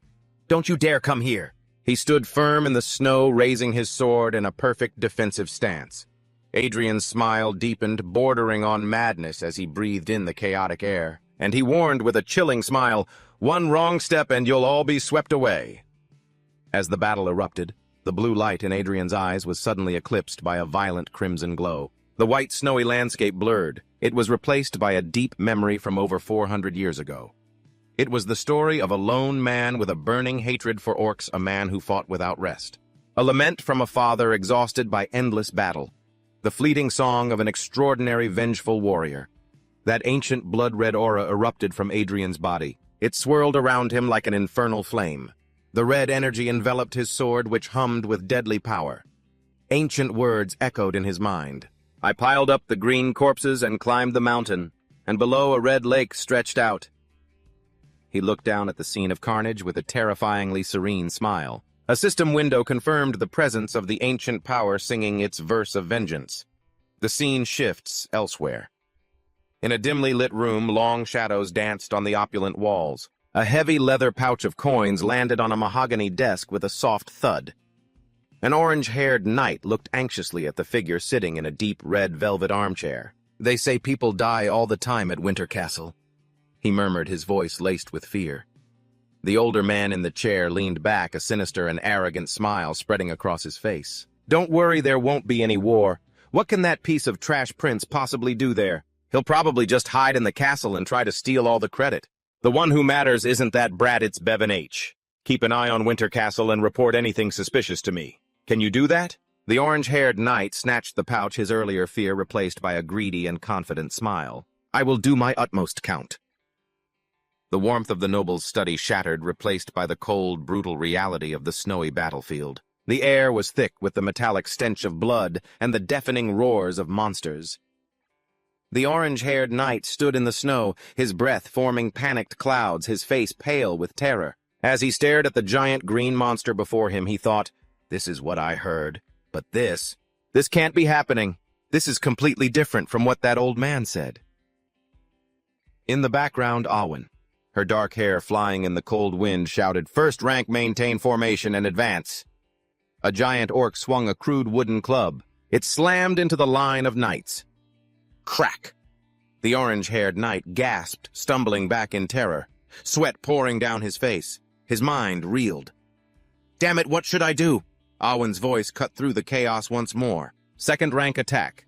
Driven by pure survival instinct, he squeezed his eyes shut and charged forward, thrusting his spear with all his might into the monster's thick hide. But his relief instantly turned to despair as the giant orc, completely unharmed, looked down at him with glowing red eyes. He realized the horrifying truth. My attacks, they're completely useless. I'm dead for sure. The Oros raised its weapon, ready to crush the trembling human. Suddenly, a brilliant blue flash illuminated the snowy forest as Awen dove into the fray. Her sword crackled with intense blue mana, slicing a chilling arc across the Oros's neck. Blood spurted out and the colossal monster fell backward into the snow. The orange-haired knight collapsed, his weapon falling from his hand as he cowered. Awen stood over him, her blue eyes cold and unforgiving. This is a battlefield. Don't you dare drop your weapon! The ground began to tremble rhythmically. From the tree line, a fearsome orc warrior emerged in horned armor and a helmet. Awen tightened her grip on her sword's hilt, her expression grim. All units prepare for battle. She quickly assessed the overwhelming enemy force. There were so many of them. It'll be hard to handle all of them with our current numbers. Before despair could set in, a crimson bolt of energy tore across the battlefield. Awen's eyes widened in shock. The red bolt pierced through a charging Oros, slicing it perfectly in two. Blood sprayed across the white snow. It was Adrian, his blonde hair catching the dim light. His silver armor blazed under a blood-red aura that erupted from his body. He moved like a god of death, his sword a crimson blur as he effortlessly slaughtered the monsters around her. Seeing him, she blurted out, "Your Highness." But his eyes were soulless, and he didn't respond to her. The young man surged forward, ignoring her desperate cries. No matter how many he killed, it was never enough. Seeking the blood of his enemies, he wandered through the barren lands ruled by the orcs. The mana in his heart had long been depleted, yet he did not stop. He drank the blood of the Oros and chewed their flesh with every step. The man grew older and weaker. Only the demon sword in his hand supported him, burning his remaining life force to fulfill his final wish, a requiem for his wife and daughter. They had been killed without a single piece of them left behind. A tattered family portrait lay forgotten in the rubble. And finally, when he faced the enemy of his life, he was a withered husk. The lone white-haired avenger stood in the snow facing a colossal orc chieftain that was like a one-eyed giant whose shadow devoured the very earth. The man smiled a weary, broken smile, but his eyes blazed with the unquenchable red flame of hatred. He charged with everything he had left. The man did not give up. Until the very end, despite his courage, he was struck down. His shattered body lay in a snowy crater. There was no miracle. His life faded away, a forgotten tragedy. No one to tell the tale, no one to know. Only the demon sword from Adrian's past life remained plunged deep in the snow, a witness to it all. Returning to the present, the red aura around Adrian flared. With intense pain and absolute resolve, he thought, I will be the only one to remember it all. He stood tall amidst the slaughtered orc corpses, his voice ringing out, Knights, deal with the orc warriors, the rest of you hold back the Oros. He gripped his sword tightly. I remember now. The Song of Vengeance is an unfinished song. I must finish this song. Adrian threw himself back into the horde of monsters, a whirlwind of bloody retribution. He weaved through the giant beasts, beheading and dismembering them with terrifying grace. Blood arced through the air, turning the battlefield into a horrific canvas. A golden system window appeared amidst the slaughter. A new verse has been added to the Song of Vengeance. Adrian's voice rang out, filled with mystique, as he recited the newly forged words, "Pile the green corpses to form a mountain, and beneath it a crimson swamp. And here I stand to honor your soul." The system window chimed again. The Song of Vengeance has become the Song of Requiem. Adrian's eyes returned to their normal sharp blue. The battle was over. The remaining knights stood victorious in the snow. Vincent stepped forward, holding a tattered, blood-soaked red flag. He snapped the wooden pole, breaking the symbol of the Oros. "The Oros have been annihilated." Vincent turned to the soldiers with a victorious smile on his lips. "I declare victory. This is our victory!" The soldiers roared. Adrian watched them thinking, "This guy's name is Vincent Belvon. Huh? The successor to a family that has dedicated its life to fighting monsters. He shares the same name as the pitiful avenger who once fell to end the existence of the Oros." A fleeting image of the old man, who died in the snow, flashed through Adrian's mind. Before he died, the man had spoken to his sword, "Let's meet again in the next life." How ironic, he thought. Vincent, his face showing clear annoyance, sulked quietly. Adrian glanced over his shoulder and asked, "What is it?" Vincent stepped forward, offering the tattered flag to the prince. He said, "Please accept this." Adrian tilted his head, completely baffled by the gesture. Vincent explained in a formal tone. "In the 3rd Legion, the bravest soldier in battle is given the enemy's flag. It is the spoil of a glorious victory. Besides, this flag belongs to your highness." From behind, Awen approached respectfully. "Your Highness, I wish to express my respect for your valiant battle today." Suddenly, the entire troop of armored knights bowed. They roared in unison, their voices echoing across the white expanse. "We honor your Highness's valiant battle." The corners of Adrian's lips curved into a smug, satisfied smile. A different voice cut in, "You should speak a little louder, so that everyone can hear." He raised the red flag high into the cold air, shouting with all his might, "We have won!" The knights were swept up in his inspiring energy. They raised their fists to the sky, cheering wildly, "We won!" A fiery sky served as a backdrop for Adrian as he stood there in a victorious pose. The soldiers roared, "Honor to his highness!" "Welcome to Winter Castle, your highness!" Basking in self-admiration, his ego swelling, Adrian imagined victory, the glorious cheers. "I have everything in my hands." But then, completely shattering the solemn atmosphere, he clutched the flag like a precious toy and shouted with joy, "This flag is mine!" Vincent, standing behind him, looked utterly bored by the prince's antics. Adrian continued to boast childishly, "That's right, I'm the one who—" He suddenly stopped, a shadow falling over his face as he heard a soft voice. He turned his head. Vincent looked at him with a slightly petty smile. "I meant the Oros army's flag. I have 16 of them, you know." Adrian froze, his jaw dropping in silence. The knights behind them broke out in a cold sweat. One whispered, "The captain is so childish." Adrian's shock quickly turned into a sulk. He waved the flag wildly in Vincent's face and yelled, "Who cares? This flag is mine!" Vincent stepped back, shocked by the sudden outburst, and gritted his teeth. A vein popped on his forehead as he thought, "I still can't stand him." A moment later, a huge bonfire was blazing, sending thick black smoke into the sunset sky. The soldiers stood silently before the pyre. Adrian and Awen watched the flames. Vincent remarked gently, "The casualties weren't too high for a battle." "Against an elite orc combat unit," Adrian replied coldly. "Is that so?" Awen lowered his face, a hint of sorrow showing. "Even so, it's still a pity." Vincent stated firmly, without taking his eyes off the fire, "Victory is a commemoration. Victory is, and a tribute great enough for those who have fallen. We comfort the souls of the deceased with the blood of those Oros bastards." Adrian looked at the young ranger commander, a familiar feeling washing over him. He thought, he has the same name and his way of speaking is similar. Could he really have been reincarnated? Adrian broke the solemn silence. "Anyway, are all the members of this 3rd Legion going to follow us?" Vincent lied without batting an eye. "A ranger unit just happened to be passing by and joined us." The protagonist was not at all amused by the blatant lie. "What an amazing coincidence!" Vincent forced a laugh, sweating bullets. "Yes, a coincidence." He thought, He doesn't believe me. He's already made preparations in secret. Vincent quickly changed the subject back to tactics.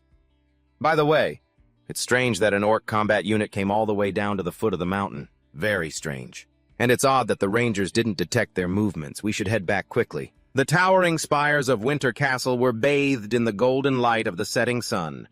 The victorious expedition passed through the massive stone gates where the Count was waiting to welcome them. Well done.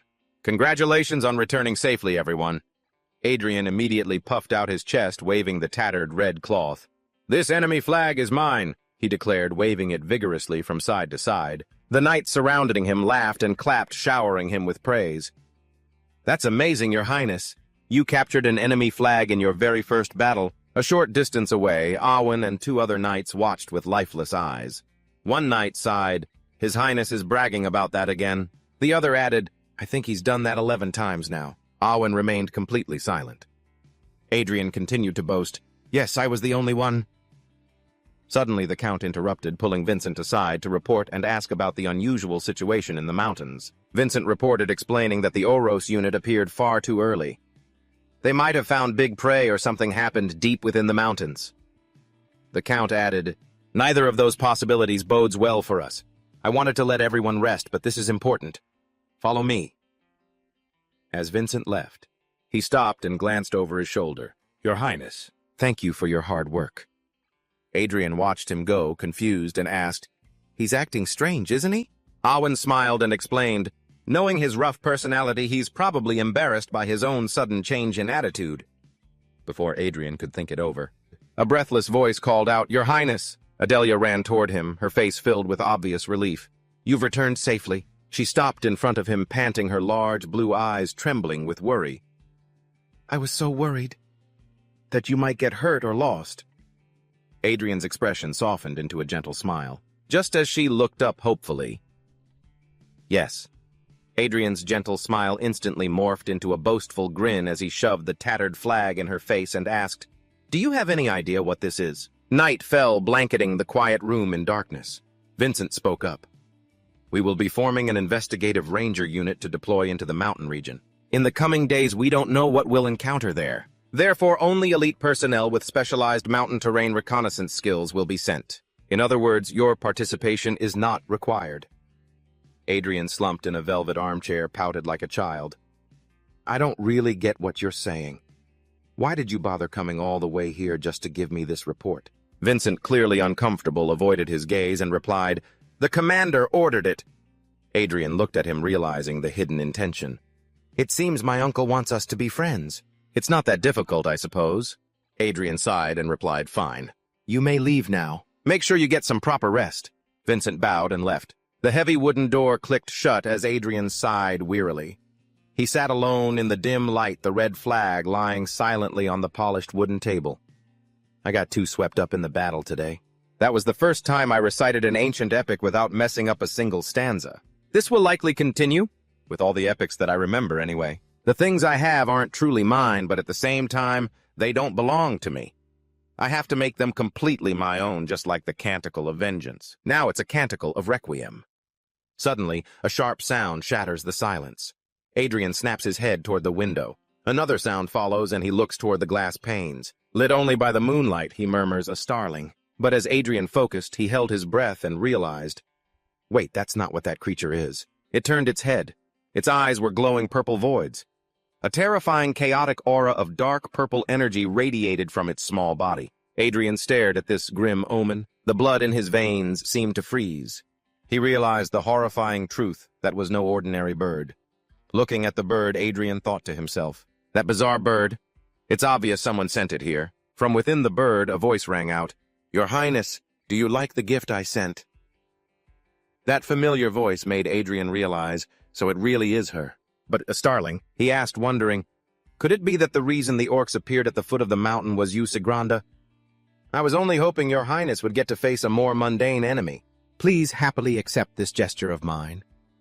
Adrian frowned, thinking to himself, because of that dozens of hunters lost their lives, and yet she can still spout this nonsense. The entire elven race are all sick voyeurs. She must have gotten quite a kick out of watching us slaughter each other with the orc warband, huh? She continued to praise him. A canticle of vengeance aimed at the entire orc race I was watching, and I was truly impressed. But Adrian judged this. So this is the goodwill the elves always talk about, he thought, then replied, "Stop talking nonsense. If you have something to say, just say it." This seemed to disappoint Sigranda a little. She sighed. "Your Highness, you're so cold." The bird circled his head as her voice continued. "But unrequited love has always been a struggle. What's a girl to do? I can only long for the day your Highness finally opens your heart to me." With that, the bird landed on his shoulder and continued, "Deep within that mountain range there is something your Highness needs. A being of great antiquity lies sleeping within those mountains. If you use it as the lyrics for your song, I guarantee it will be an exquisite canticle." This stirred something in him. An exquisite canticle. Seeing he was starting to look interested, she immediately changed her tone. "Oh my. It's a shame that time is running out for this adorable little thing. Well then, until we meet again, your Highness." As soon as she finished speaking, the bird exploded like a real bomb right in front of him, throwing the room into chaos. Adrian gritted his teeth in helpless anger, irritating me to the very end. What Sigranda wants from me is all too clear. She wants me to continuously write new war canticles. They are both the audience and the bards because they are a race that can never be the protagonist of a canticle. They weave the songs of others with their own melodies and sing the sword dance. Her giving me information is surely just because she wants to obtain a canticle, a more profound one through me. But even so, this time I'll play along with her and see what happens. The next day, as soon as he told Vincent this news, Vincent immediately questioned, "You mean inside that mountain range, your grace?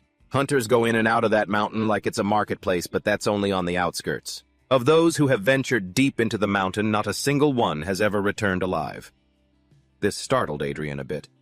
"Really? Not a single one?" Vincent nodded in confirmation. "That's right, not one. Our duty is to stop the monsters from pouring down from the mountain, not to explore the range." In there, Adrian suddenly had an idea. So that means no one knows what's inside. In the past, knights scoured every corner of the world to reach a transcendent state, and in doing so, all the mysteries and wonders of this world were picked clean. And yet there's still a place here known as a forbidden land. He looked straight at the mountain ahead and assessed, so that's how it is. In many ways, coming to Bennerhat was the right decision. Suddenly, Vincent's voice cut in. "I'm only saying this as a precaution, your grace.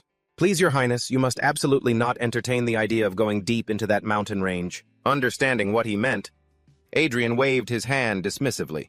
"Yeah, I won't go in there, so don't worry." As he walked away, he hummed a little tune, thinking to himself, at least not for the time being. Another tedious day passed in this place. The guards yawned over and over out of boredom. Having nothing better to do, he took out his sword and began to clean it. As he wiped it, he thought, deep inside the mountain range, huh? Just what kind of enemy is out there? Even though I want to rush over there right now, now is not the time. We need more battles and more victories. Well, in any case, Banneret is always a place of frequent skirmishes, so it won't be long now. A horn blast echoed throughout the fortress, startling the soldiers. "Damn it, is the next attack here already?" Another man shouted, "Everyone assemble on the walls! Quick, summon all forces from outside into the city! Bring more arrows up here, hurry up!"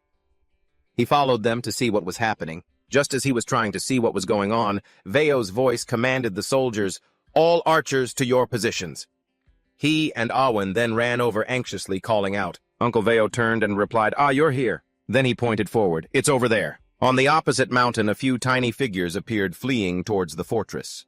After watching for a moment, he finally realized, look, the Rangers are retreating. From what? A soldier shouted urgently, "Run faster, you lot! Run! Run faster! The wolf cavalry is chasing you!" It turned out the soldiers were rushing back because they were being pursued by a pack of orcs, according to the voices from the wall. "Just a little more, keep going. They're still out of bow range." The fleeing Rangers cursed angrily. "Damn it, you goddamn orcs," another one added. Don't they ever get tired? Watching from above, he also sensed something. Something seems very strange. Veo beside him added, "That's right. They're just toying with their prey. There's no way the wolf cavalry can't close a gap that small." Seeing the fortress ahead, one of the soldiers, exhausted, stopped. "If we keep this up, we're all going to die." With that, he decisively turned back. "I'll stay behind and buy some time." Alone, he faced the monsters, raising his sword. "Come on! I am a ranger of the great Banneret." Seeing his action, the others cried out in horror. "No, don't do it. "Don't stop. Just run a little further, you bastards!" But by then it was too late for that soldier. He was immediately pounced on by a wolf and taken down, defeated in a single blow. Witnessing this scene, the other soldiers shouted in terror, "Captain!" Then they drew their weapons and turned back to fight, but their fate was no different from their captain's. The two soldiers were quickly killed in single blows. Watching everything from the wall, Veo sighed helplessly. Damn it. Aside from the existing sentries, "The other soldiers can withdraw from the walls." Then he turned to him and continued, "Aren't you going to ask why I didn't save them?" Adrian replied, "Didn't you bring me here on purpose, Uncle?" "Just to show me this very sight." He nodded in confirmation. "That's right. It's a trap. If we send our troops out, we'll be devoured by them as well. In a battle against monsters, there's no such thing as common sense," Vincent said, stepping forward to continue for his father. "They don't care about their own losses. In fact, a war of attrition is exactly what they want, and winter has only just begun. We can't afford to act recklessly." Then suddenly a soldier shouted, "The wolf cavalry is approaching!" What appeared before everyone's eyes were 3 wolf cavalrymen heading straight for the fortress without a shred of fear. The mouth of one wolf was even carrying a soldier who was covered in countless wounds. When it reached a certain distance, it dropped the soldier. Watching from above, a soldier gasped and shouted when he saw the man could still move. "He's still alive." After that, the bodies of the other warriors were laid one by one below the city gate. Veo, watching from above, assessed, "This winter is truly not like any other year at all." "Using such a cowardly trick! How dare you!" Vincent yelled anxiously. As he watched, he thought to himself, "Don't tell me that damn elf has a hand in this." Meanwhile, down below, heavy feet trudged through the icy snow. An orc radiating a thick, murderous aura and holding a bright red flag stared up at the people on the city gate. It gave a cryptic smile, and the man watching from above suddenly realized something. "This aura is—" The orc below stomped its foot hard, letting out a resounding roar as if in challenge. Startled, Vincent exclaimed, "The Oros! Are they about to hold some kind of execution ceremony?" Someone came up from behind, placed a hand on his shoulder, and explained, "No. They're not planning an execution. They are issuing a challenge to a duel." He smiled, thinking, an incredibly ancient being is sleeping soundly within those mountains. Now I know what that is. While the orc was still shouting, hoarse voices suddenly echoed through the air, "Fight! Fight gloriously to reclaim honor for the Legion, for the great king." He is still screaming his lungs out over there.